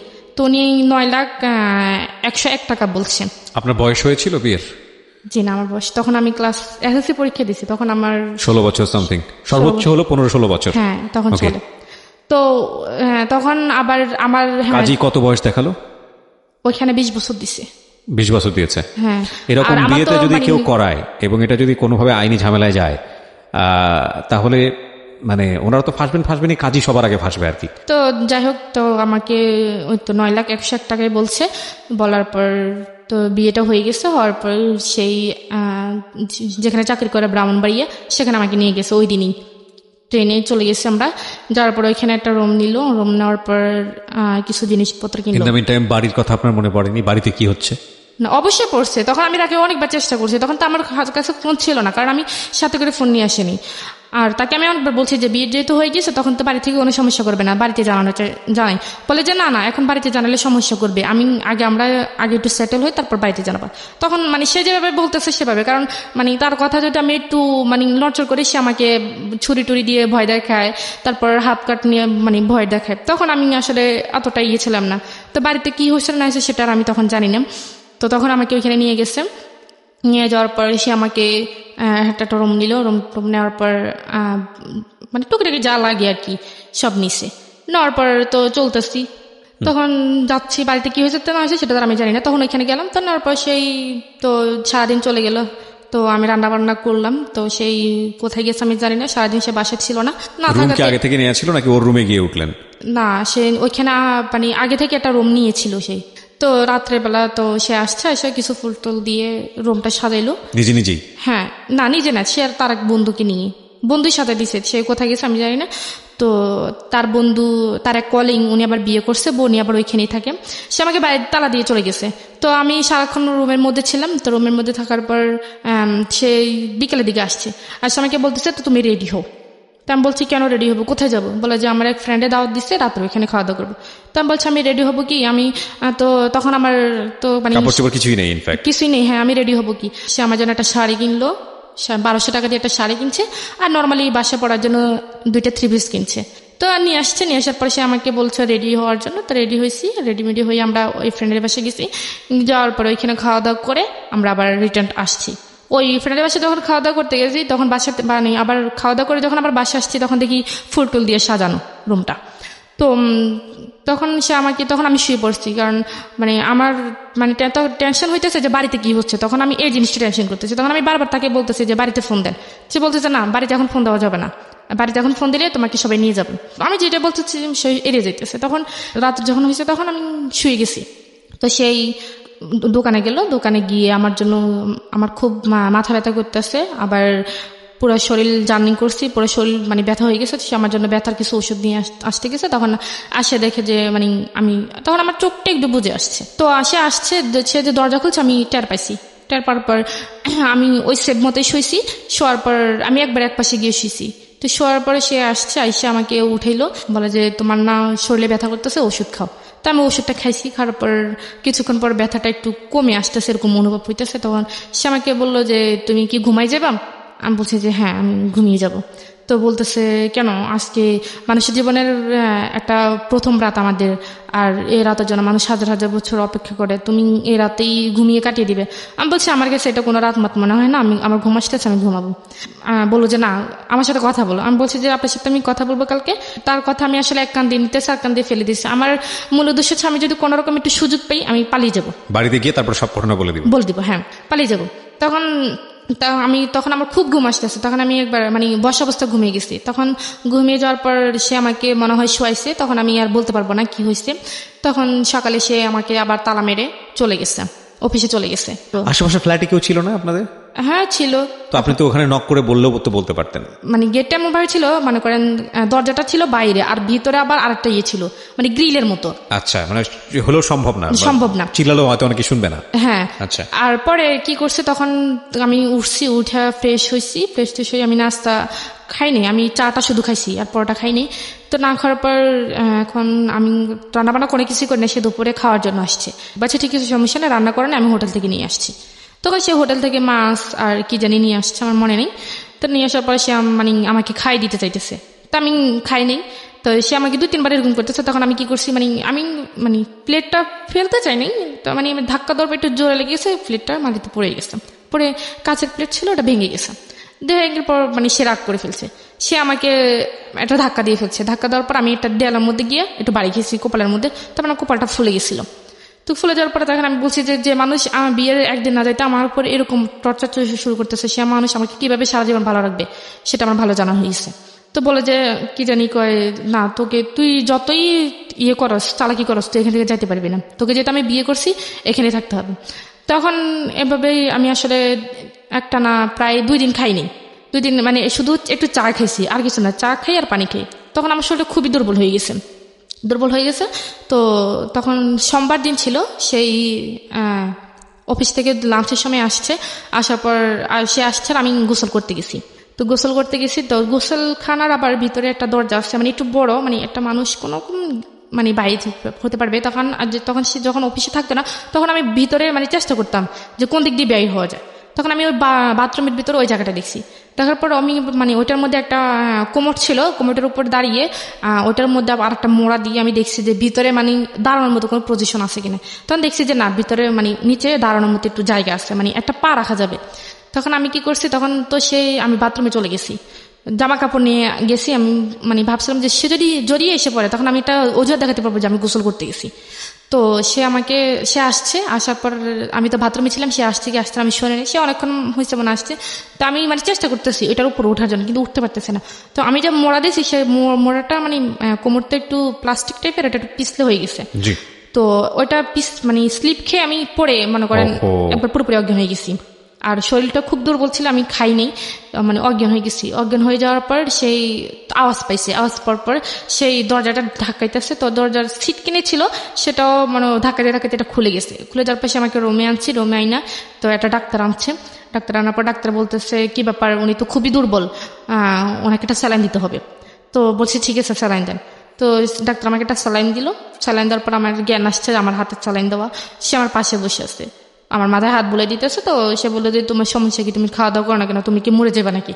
আমি বলছি যে হ্যাঁ আমি মরে যাবো। বলা যে তুমি মরে গেলে আমি থাকবো কি করে? তখন বলছে আপনি কিভাবে থাকবেন সেটা তো আমার জানার বিষয় না, যখন আমি আপনার কাছে ছিলাম না তখন তো আপনি ছিলেন, এরকম বলতেছে। তখন মানে আমি সব কথা তার মানে খুব, সে যদি নর্মালি কথা বলে আমি একটু মানে রাগ দেখে কথা বলি। 5-6 দিন চলে যাওয়ার পর সে একদিন রাত করে আসছে। আসার পর আমি শোয়া ছিলাম, মানে ঘুমিয়েছিলাম আবার ছিলাম, মানে এরকম একটা অবস্থা। সে মনে করেন এক ধরনের আমার উপর জোরাজোরি করতেছে, যেরকম স্বামী স্ত্রীর মধ্যে একটা ফিজিক্যাল রিলেশন যেটা হয়, সেটা ওই দিন মানে ফার্স্ট ওই দিন হয়ে গেছে আপনার অনিচ্ছা সত্ত্বে। হ্যাঁ, আমার অনিচ্ছা সত্ত্বে। So it was rape. Legally যদি এটা বলি, আইনত এটা হচ্ছে রেপ। এবং অনেকের ধারণা নাই, আপনাদের সবার অবগতির জন্য জানাচ্ছি, সেটা হচ্ছে যে অনেকেই মনে করেন যে বিয়ে করার পরে এই ধরনের সম্পর্ক এটা রেপ হয় না। কিন্তু বাংলাদেশের নারী নির্যাতন আইন অনুযায়ী আপনারা যদি ইন ডিটেলে যান, তাহলে বিবাহোত্তরও রেপ হয়। এবং স্ত্রীর অনিচ্ছা সত্ত্বে যদি এই ধরনের কোনো অ্যাক্টিভিটিজের মধ্যে যাওয়া হয় তাহলে সেটা রেপের পর্যায়ে পড়ে, এবং এটার জন্য কিন্তু চাইলে স্ত্রী আইনত অ্যাকশনও নিতে পারেন। So it was rape actually. Okay, তারপর সে আমার সাথে জোরাজোরি করে এরকম সেদিন 3 বার সে আমার সাথে ফিজিক্যাল রিলেশন করছে। তো তখন আমি এক পর্যায়ে মানে নিস্তেজ হয়ে গেছি, বাট আমার কোনো হুঁশ ছিল না। তো হুঁশ না থাকার পর সকালে আমি মানে হাঁটতেই পারতেছি না, মানে এরকম একটা অবস্থা। পরে উনি অফিসে যাওয়ার সময় ওই দিন আর আমাকে তালা দিয়ে যায়নি। যেদিন তার আগের দিন যে ফিজিক্যাল হয়েছে তো তার সকাল থেকে সে আমাকে তালা দিয়ে যায়নি, দরজা খোলাই ছিল।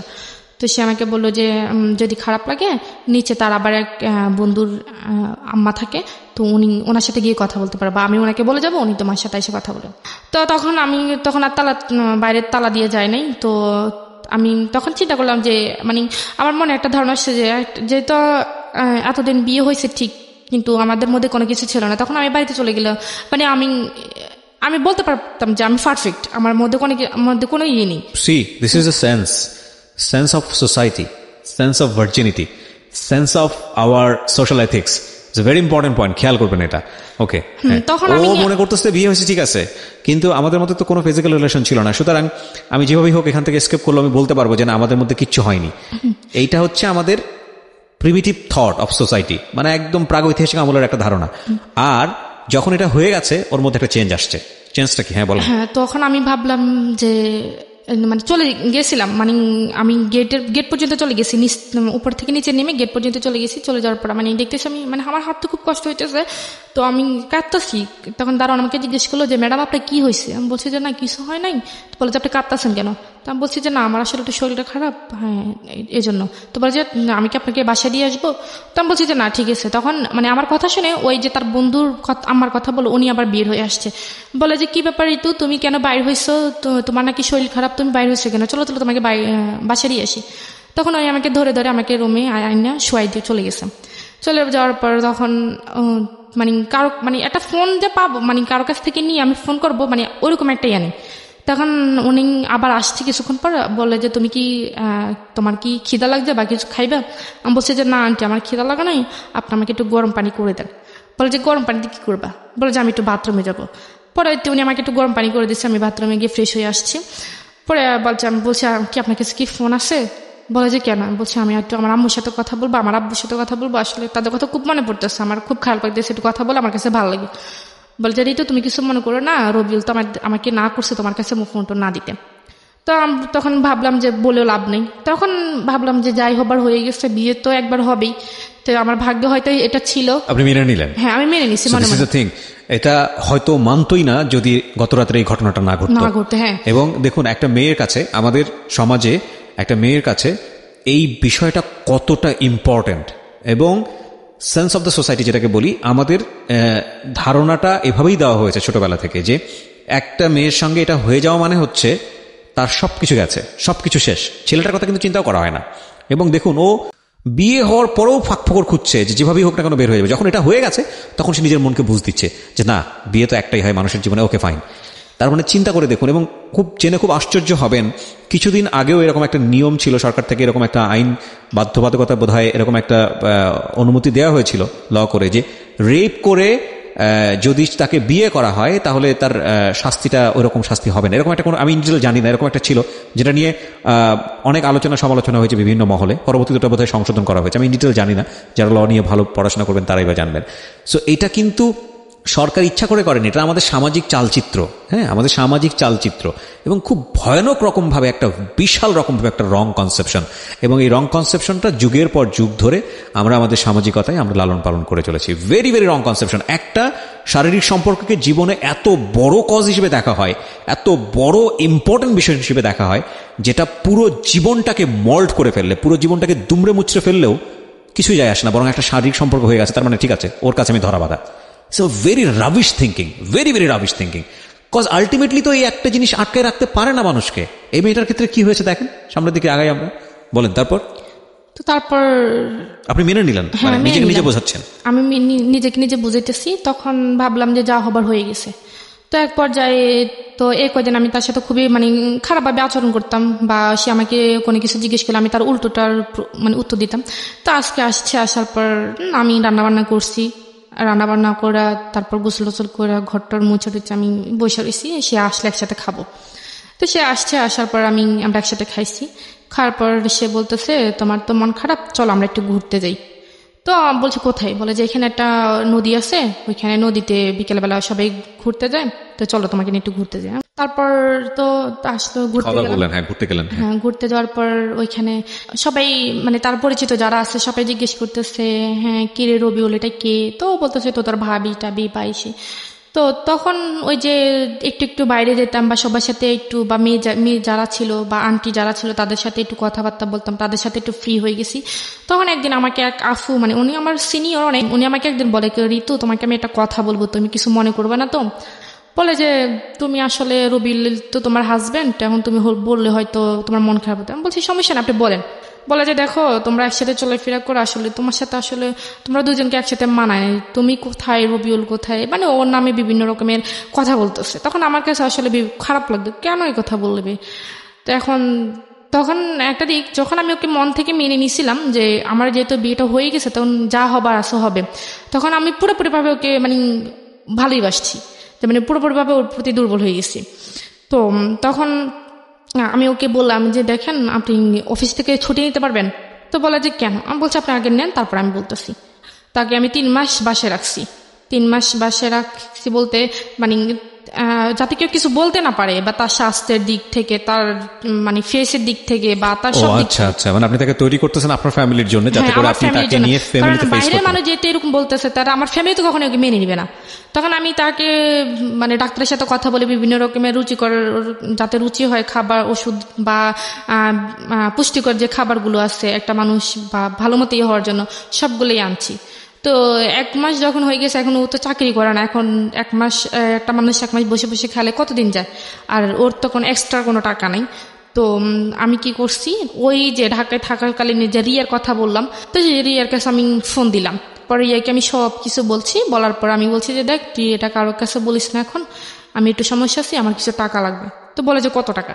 তা আমি বলছি 10-15 হাজার টাকা হলে হবে। একটা বিকাশ নাম্বার দিয়ে আমাকে 15 হাজার টাকা পাঠাইছে।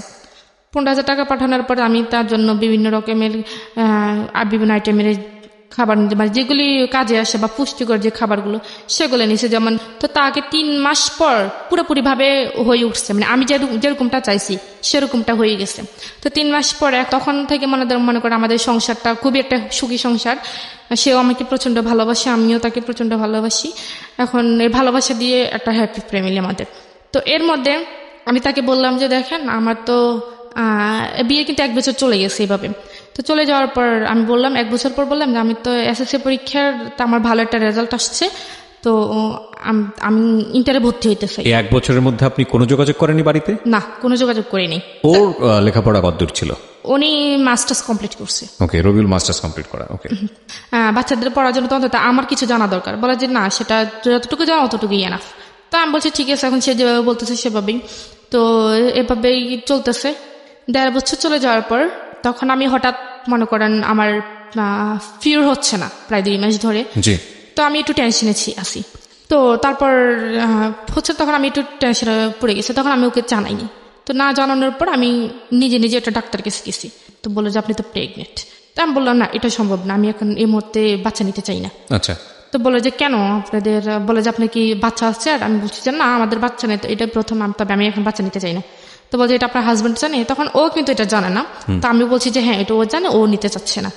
তো আমি বলছি যে তাহলে, তো বলে যে তাহলে এটা যদি রাখতে না চান তাহলে যত তাড়াতাড়ি সম্ভব এটাকে অ্যাবর্শন করতে হবে। বলছে আপনি এড্রেসে চলে যান, ওনারা যা করার করে দিবেন। মানে এটা করার পরে একটু অসুস্থ ছিলাম, পরে এভাবে চলতে ভালোই আছি, ভালোই। তারপর আমি আবার প্রেগনেন্ট। সেকেন্ড টাইম কনসেপ্ট করলেন? হ্যাঁ, করার পর সেটা আমি তাকে জানাইছি। প্রথমবারের কথা তো আমি তাকে জানাইনি। দ্বিতীয়বার যখন হয়েছে তখন আমি তাকে জানাইছি। তখন আমার 3 মাস হয়ে গেছে। 3 মাস হয়ে যাওয়ার পর তো বলছে না, আমি তো এখন বাচ্চা চাইতেছি না, কারণ আমি তোমাকে তো এখন আমাদের বাড়িতে নিয়ে যাইনি। এখন যদি বাচ্চা হয়ে যায় তখন মানুষ কি বলবে? আমি এখন বাচ্চা, তুমি যেটা যা করো তাড়াতাড়ি করো।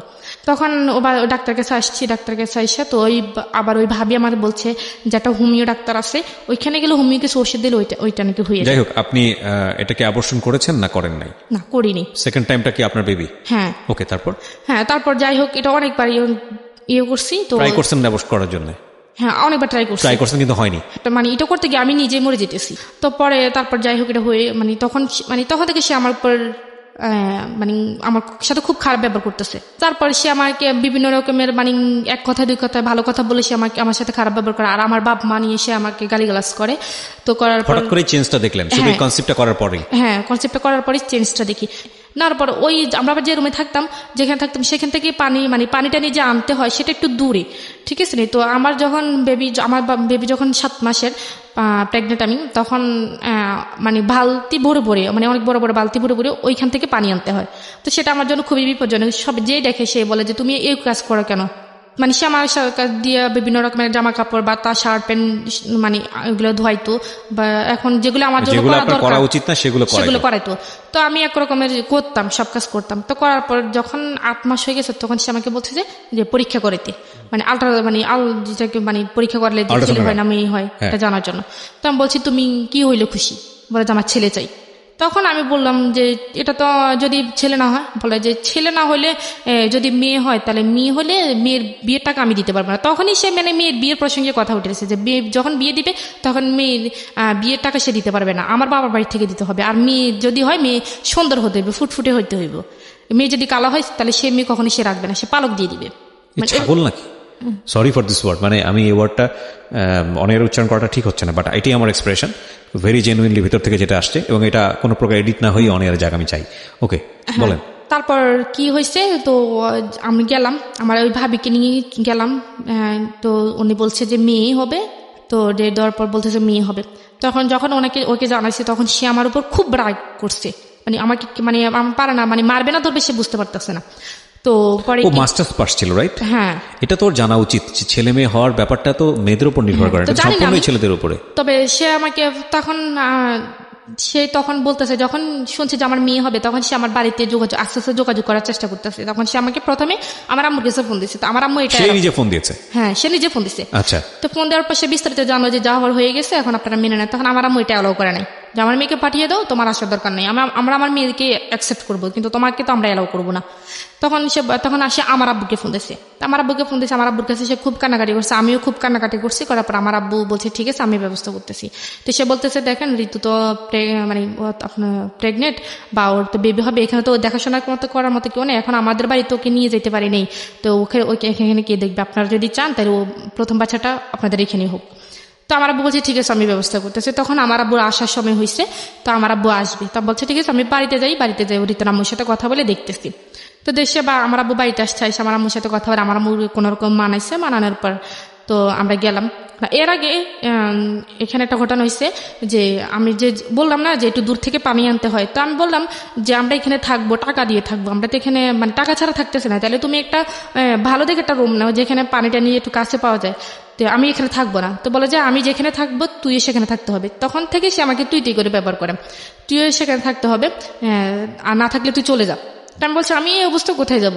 তখন এক কথা দুই কথা আমি বলছি যে মানে একটু বেশি হয়ে গেছে যে আমি এখানে থাকবোই না, আমি এখানে চলে যাব, আমি কি এখানে টাকা ছাড়া থাকি নাকি? তখন সে আমাকে অফিস থেকে দুপুরবেলা খাইতে আসছে, তার কোমরে একটা বেল্ট ছিল, সে বেল্ট দিয়ে এই প্রেগনেন্ট অবস্থা আমাকে খুব মারছে। কেউ এসে আমাকে ধরে নেই, দরজা বন্ধ করে সে আমাকে খুব মারছে। মারার পর আমি শুয়েছিলাম, তো আমি শোয়া থেকে উঠতে পারতেছি না। তো ওই ভাবিটা আসছে, ভাবিটা মানে উনি ছিল না, রবিউল ছিল না। তো শুধু মেয়ে সন্তানকে কেন্দ্র করেই আপনাদের মধ্যে এই ধরনের আচরণ? হ্যাঁ। তখন আমার বেবি হওয়ার 1 সপ্তাহ আগে আমাকে বাড়িতে দিয়ে আসার পর বাড়িতে যাওয়ার পরে রিয়াকশনটা কি দাঁড়ালো? এতদিন পরে বাড়িতে গেলেন, কয় বছর পর বাড়িতে গেলেন? এই তো 3 বছরের মাথায় বাড়িতে গেছি। 3 বছরের মাথায় ওই যে আপনাকে কিডন্যাপ করে নিয়ে গেল, এটা তো কিডন্যাপ, অফকোর্স কিডন্যাপ। এবং তারপরে 3 বছর ধরে এইরকম একটা মানুষের সঙ্গে তখন তো বাড়িতে সবাই আমাকে দেখতে আসছে, মনে করেন বাড়িতে গ্রামের বাড়িতে যেটা হয় আর কি, বিশেষ করে তো যা হওয়ার সবাই নানান কথা বলতেছে। যাই হোক পরে ওকে দেখছে, দেখার পর ওনাদের পছন্দ এখন না হলেও মেনে নিতে হবে, কারণ আপনার বাবু চলে আসছে পেটে। হ্যাঁ।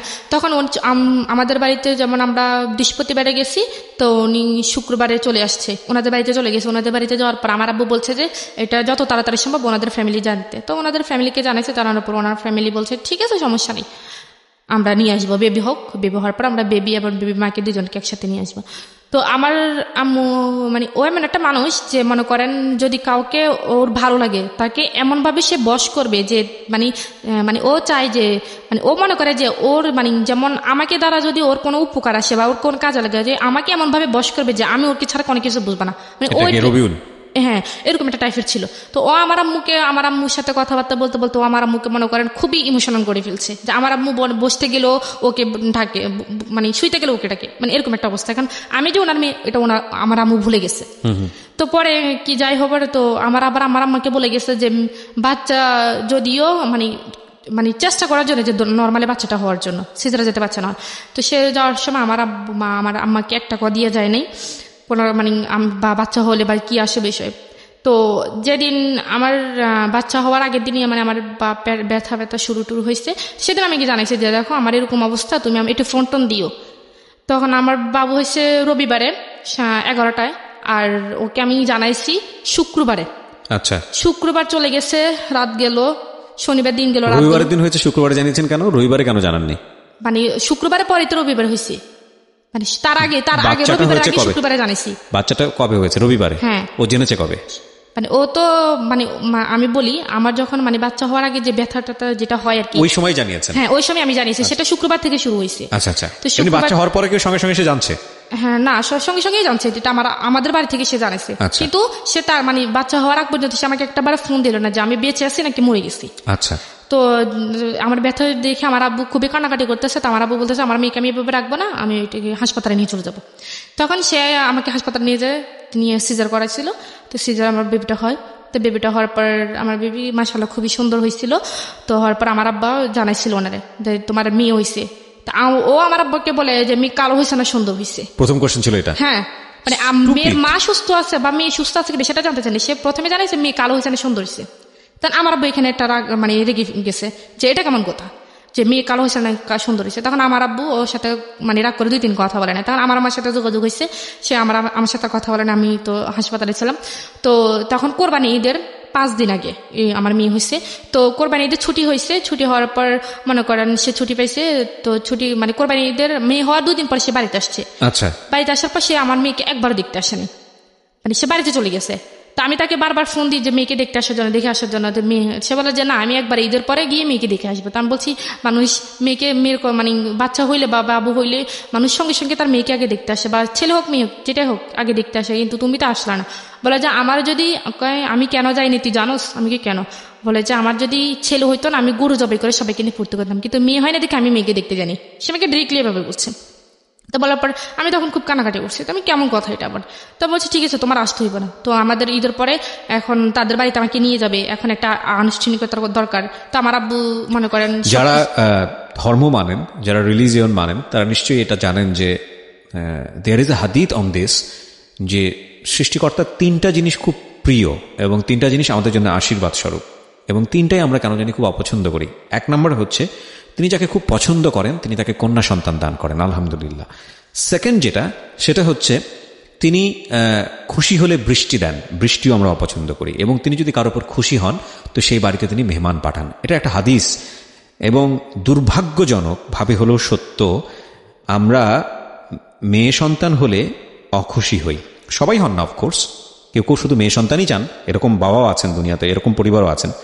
কিন্তু বেশিরভাগের সিনারিওটাই বোধহয় এরকম কষ্টকর। শুধু এটা তো কিছুই না, এরকম হয় যে সন্তান হয়েছে মেয়ে, তাকে ছুঁড়ে ফেলা হয়েছে। এই যুগেও আমরা বসবাস করি। ইনফ্যাক্ট আমরা গল্পটা একটু সামনের দিকে আগায় নিতে চাই। হ্যাঁ বলেন। তারপর মানে এখন আমি তাদের বাড়িতে প্রথম যাব। এখন আমার বাবা চাইতেছে যে আমার যেহেতু প্রথম মেয়ে, আমাদের বাড়ির প্রথম মেয়ে, তার যেহেতু বিয়েটা ওইভাবে হয় নাই, আমরা একটু ছোটোখাটো একটা আনুষ্ঠানিকতা করি। তখন তো ওর ফ্যামিলি থেকে বলছে ঠিক আছে হ্যাঁ সমস্যা নেই। তো ওর যে মানে প্রথম যে আমাদের বাড়িতে আসছে মেয়ে দেখার জন্য, আমার মেয়েকে দেখার জন্য, তো সেখানে আমার মানে দাদিরা ছিল বা নানুরা ছিল। তো বলছে যে মানে মেয়েকে যখন কোলে নিছিল তখন বলছে যে মানে দাদিরা বলতেছে যে মেয়েকে কোলে নেওয়ার আগে মেয়ের হাতে কিছু দিতে হয়। তখন সে বলতেছে আমার কাছে তো কিছু নাই, মানে সে সবার সামনে বলতেছে। আমি বলছি তোমার কাছে 10 টাকাও নাই? বলে যে না আমার কাছে 10 টাকাও নেই। তখন আমি তাকে ইশারায় তার পকেটের মধ্যে 1000 টাকার একটা নোট দিয়ে দিছি। তো বলছে ঠিক আছে এটা তুমি মেয়ের হাতে দাও। তো সে মেয়ের হাতে এটা দিছে, দেওয়ার পর তো খাওয়া দাওয়া করে সেই টাকাটা মানে নিয়ে বাবা চলে- হয়ে কিছু দিতে হয়? হ্যাঁ, আচ্ছা, এটা এটা নিয়ম আছে। আমাদের মানে দাদিরা বলে আর কি। আর আপনাদের কাস্টম সেটা না, আপনাদের নিয়ম এটা? Okay. হ্যাঁ, যে বাবা মানে প্রথম বছর মুখ দেখার জন্য একটু কিছু দিয়ে দেখতে হয়। আচ্ছা আচ্ছা।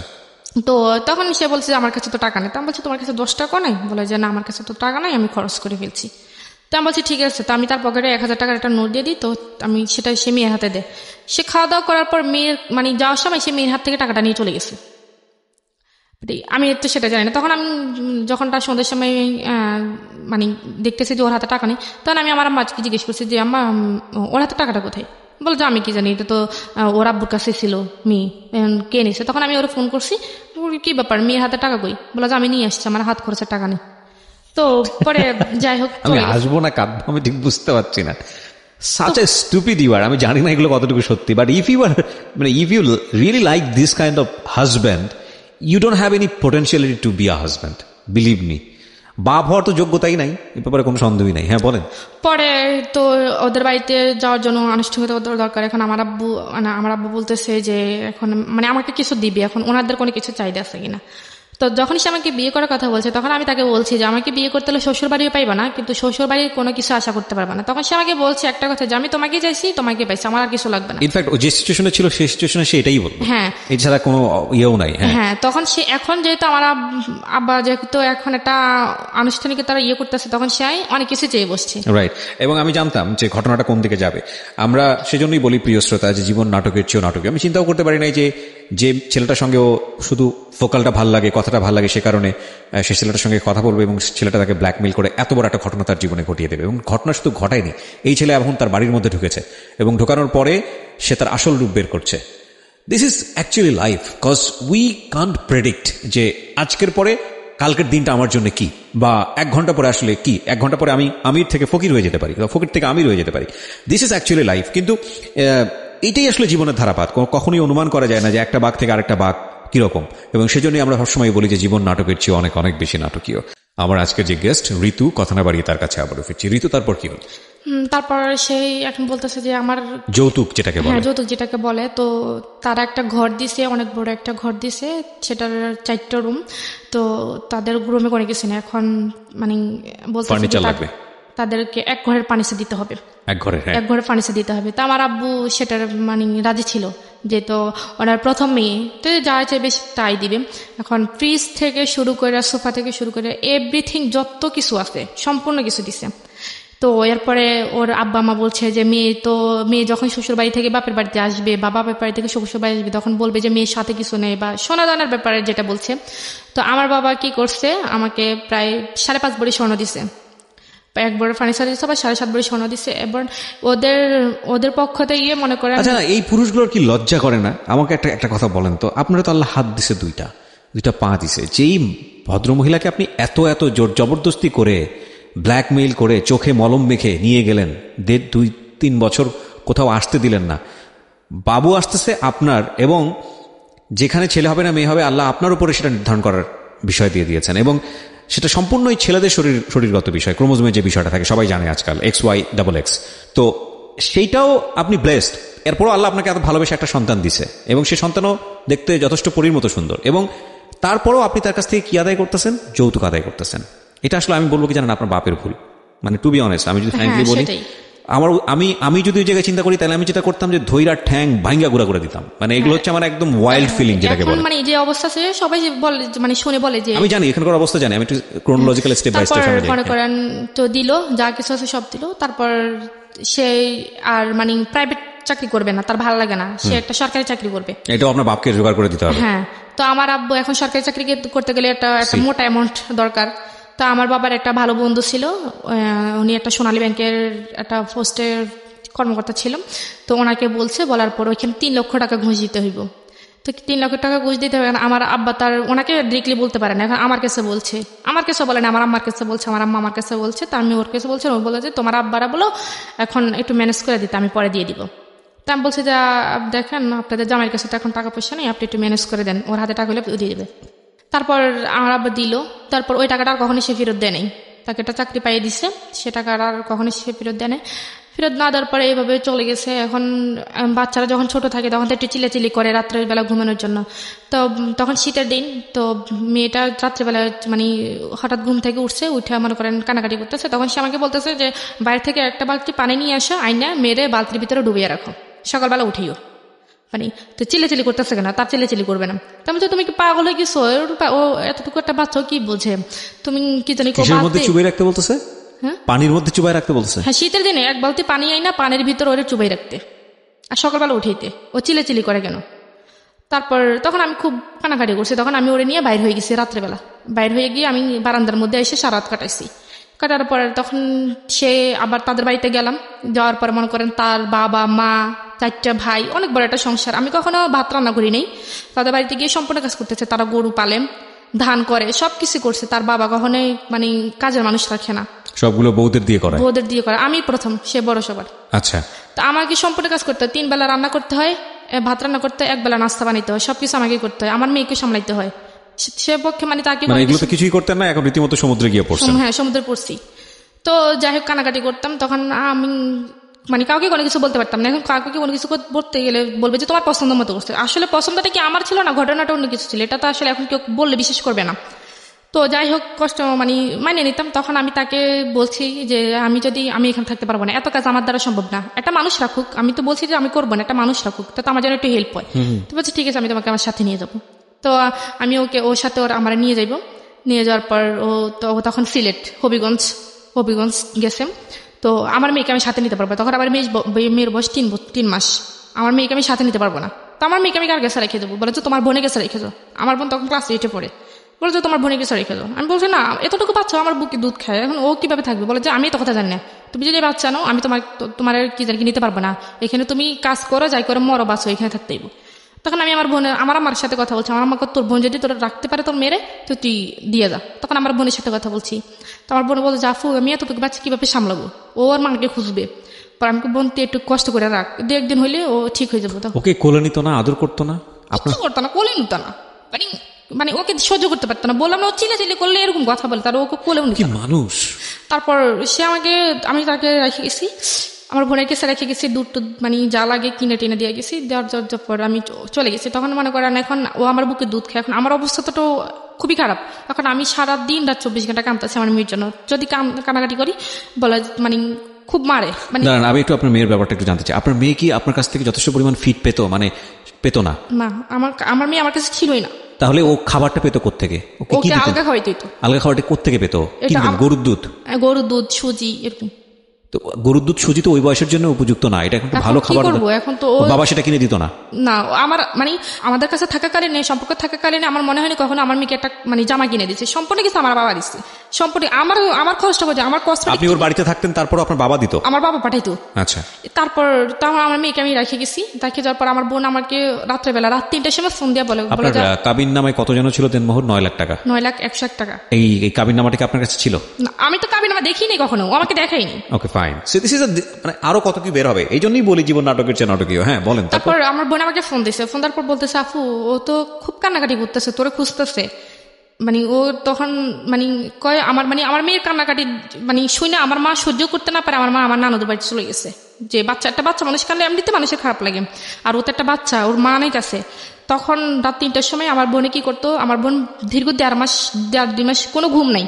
সারাটা দিনের বেলা যখন যেভাবে মানে পারতো কাটাইতো, রাত্রেবেলা তো ওর মানে এখন রাত্রেবেলা বাচ্চারা তো এমনিতে মাকে খুঁজে। রাত্রেবেলা কি করতো, উঠানের মধ্যে সারা উঠান হাঁটতে হাঁটতে তো ও কাঁদতে মনে করেন ঘুমাই যেত।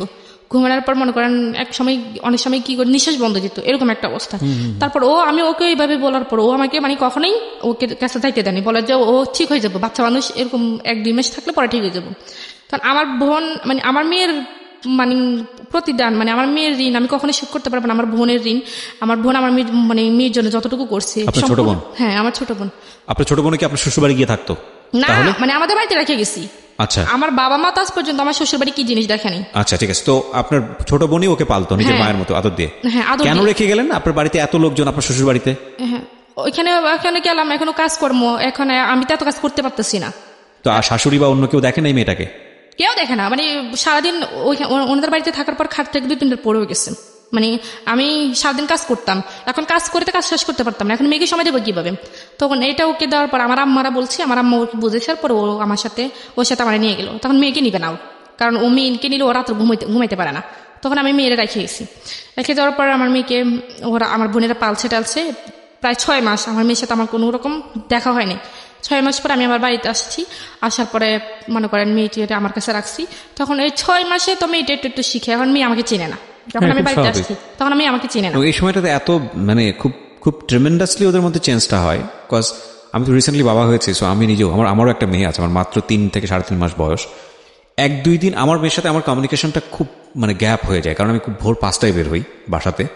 মানে আমি খুব নস্টালজিক। আপনি যখন কথাগুলো বলতেছিলেন না, আপনার হাজব্যান্ডের চেহারা আমার সামনে ভাসতেছিল। আমার মনে হচ্ছিল আমি কাছে পাই আমি ওকে পেটাবো, বিকজ আমার ভেতরের ফিলটা আমি বুঝতে পারতেছি। সরি টু সে, যদি আপনার কথাগুলো সত্যি হয়ে থাকে, he is really not good man. Lakh lakh মানুষ শুনতেছে, আপনার মানুষ হওয়ার যোগ্যতা নাই। মানে আপনি আপনার স্ত্রীর প্রতি যেটা করেছেন সেটা তো একটা ভয়াবহতম অন্যায় যদি সত্যি হয়ে থাকে। কজ আমরা দুইজনকে সামনাসামনি বসাইনি। আর আপনার স্ত্রী যেটা বলছে আপনার সন্তানকে নিয়ে, মানে এটা সহ্য করার মতো না। যেটা বলছিলাম যে আসলে ভোর 5টার সময় বের হই, অ্যান্ড ফিরি হচ্ছে রাত 8টা-9টার সময়। সো এই সময় আমার দেখা যায় আমার মেয়ের সঙ্গে আমার ভিডিও কলে কথা হচ্ছে, বা কথা আমার লাইফের স্টাইলটাই এরকম। ইন্টারেস্টিং ফ্যাক্ট হচ্ছে যে সারাদিন পরে বাসায় গেলেও আমাদেরকে তাকায় থেকে চেনে না ঠিক মতো। এবং এই সময়টাতে খুব র্যাপিডলি এই ব্রেনের এই বিষয়গুলো খুব মুভ করে। এবং 6 মাস পরে যদি মা, আসল মা যদি বাচ্চার কাছে যায়, তো খুব স্বাভাবিকভাবেই তাকে চিনবে না, এবং এটা মার জন্য খুব কষ্টকর, খুবই কষ্টকর। হ্যাঁ বলেন। তারপর আমি আমাদের বাড়িতে গেছি, তখন মেয়েকে আমি আমার কোলে আনতে চাই। মেয়ে আমার কোলে আসতে খুব ছেলে কান্নাকাটি করে। আমার বোনের কোলে গেলে আবার খুবই মানে ভালো, একবারে হাসি খুশি। আমার কোলে আসতে চায় না সে, মানে আমার কোলে আসলে সে মানে খুবই কান্নাকাটি করে, মানে আমাকে দেখতেই পারে না। তখন আমি ওকে বলতেছি দেখো তোমার কারণেই তো আমার আজকে অবস্থা। আমার মেয়ে, আমার নিজের মেয়ে আমাকে চিনতেছে না, বলে যে চিনবে একটু কয়েকদিন থাকলে তারপর চিনবে। তো বলে, আমি বলছি যে না। তারপর আমি দীর্ঘ 1 মাস ছিলাম, বাট মেয়ে আমাকে কোনোভাবে চিনে না, মানে আমাকে দেখলে মেয়ে চিল্লাচিল্লি করে, মানে এরকম একটা অবস্থা। তো তারপরে যাই হোক, কোনো রকম প্রায় এরকম 5-6 মাস আমাদের বাড়িতে ছিলাম। থাকার পরে আস্তে আস্তে মেয়ে আমাকে চিনলো। আপনার বোনকে কি মা ডাকতো নাকি? হ্যাঁ, আমাকে মা ডাকতো না, ও আমার বোনকে আম্মু করে ডাকতো। আম্মু ডাকতো না, মাম্মাম ডাকতো। তো পরে এখন আমার বোন অবিবাহিত, এখন অপরিচিত একটা কেউ যদি আইসে এরকম অবস্থা দেখে যে আমার বোনকে মারা গেছে, এটা অবশ্যই হ্যাঁ বলবো যে মেয়ের বিয়ে হয়ে গেছে বা মেয়ে বাচ্চা যাচ্ছে। তো আবার আমার বোন আবার একটা সমস্যা পড়ে গেছে কি, ওরে স্যার কোথাও যাইতে পারতো না, আমার মাকে অত ইয়ে করতো না। ও কিছু মানে ওকে স্যার কোথাও যাইতো, ও যখন আমার বোন আবার মাদ্রাসায় যাইতে পারতো না, বুকরা গায়ে দিলে চিলাচিলি শুরু করতো, বুকরা ছাপটাই ধরে রাখতো, যাইতে দিত না। তো এরকম একটা অবস্থা। এখন আমি চলে গেছি বাড়িতে, চলে যাওয়ার পর আমি আমার কাছে রাখতে আমাকে একটু চিনছে। চেনার পরে সেই মনে করেন এখন কোরবান আসছে, সামনে কোরবান। এখন যে মানে আমরা যেহেতু এখন শ্বশুর বাড়িতে চলে গেছি, এখন তো শ্বশুর বাড়িতে আমাদের গ্রামের নিয়ম হচ্ছে মনে করেন কোরবানে রমজানের সময় শ্বশুর বাড়ি সবাইকে জামা কাপড় দিতে হয়, তারপর সেমাই চিনি বা যেটা লাগে দিতে হয়। আবার কোরবানের সময় একটা যার সামর্থ্য যতটুকু একটা ছাগল দিতে হয়, বা যার সামর্থ্য বেশি সে একটা গরু দিতে হয়। তার সাথে সব রকমের মশলা 5 কেজি মানে 5 কেজি তেল, মানে এরকম যাবতীয় সবকিছু দিতে হয়।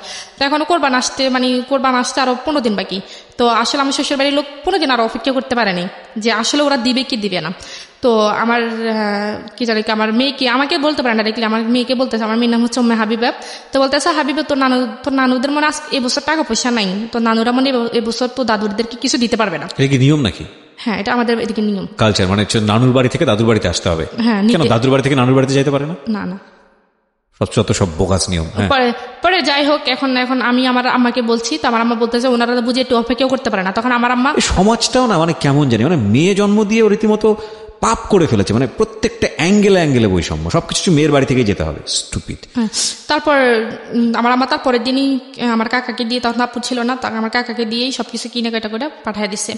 পাঠায় দেওয়ার পর তো এখন কোরবানি ঈদে, এখন একটা বিয়ের অনুষ্ঠানে এত মানুষ জানা, কোরবানি ঈদে আমার শ্বশুর বাড়িতে দাওয়াত দিছে।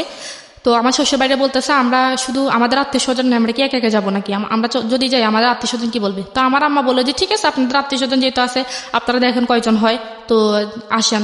তো 180 জন হয়েছে আত্মীয় স্বজন আপনাদের বাড়িতে আসবে কোরবানির ঈদের দাওয়াত খেতে, 180 জন। তো আমার আম্মা এখন কি করবে, এখন মুখ বুঝে সব সহ্য করতে হবে। তো আমার আম্মা বলছে ঠিক আছে আসেন। তো আসার কথা বলছে। তারপরে আমার আব্বু আম্মাকে কখনোই বলে নাই যে আপনারা আমাদের বাড়িতে গিয়া একটু দেখে আসেন, দাওয়াত তো দূরের কথা, গিয়ে একটু দেখে আসেন নিজের আসতে খাওয়ার জন্য। প্রত্যেক মাসে একবার হইলেও ওনাদের বাড়িতে সবাই দাওয়াত পড়ে আমাদের বাড়িতে। তো যাই হোক, এখন তারপর কি হয়েছে এর মধ্যে মনে করে আমার বোন আবার একটা ছেলের সাথে রিলেশন করতো, এখনো হয়তো করে, আমি যে জানি না কি সত্যি কিনা। তো একটা ছেলের সাথে রিলেশন করতো, সেটা আবার এটা বলতে ভুলে গেছি। আমার বোনকে যখন আমার হাজব্যান্ড দেখছে বা রবিলে দেখছে, তখন সে আমাকে বলতেছে করি তো তোমাকে একটা কথা বলবো। তা আমি বলে কি কথা?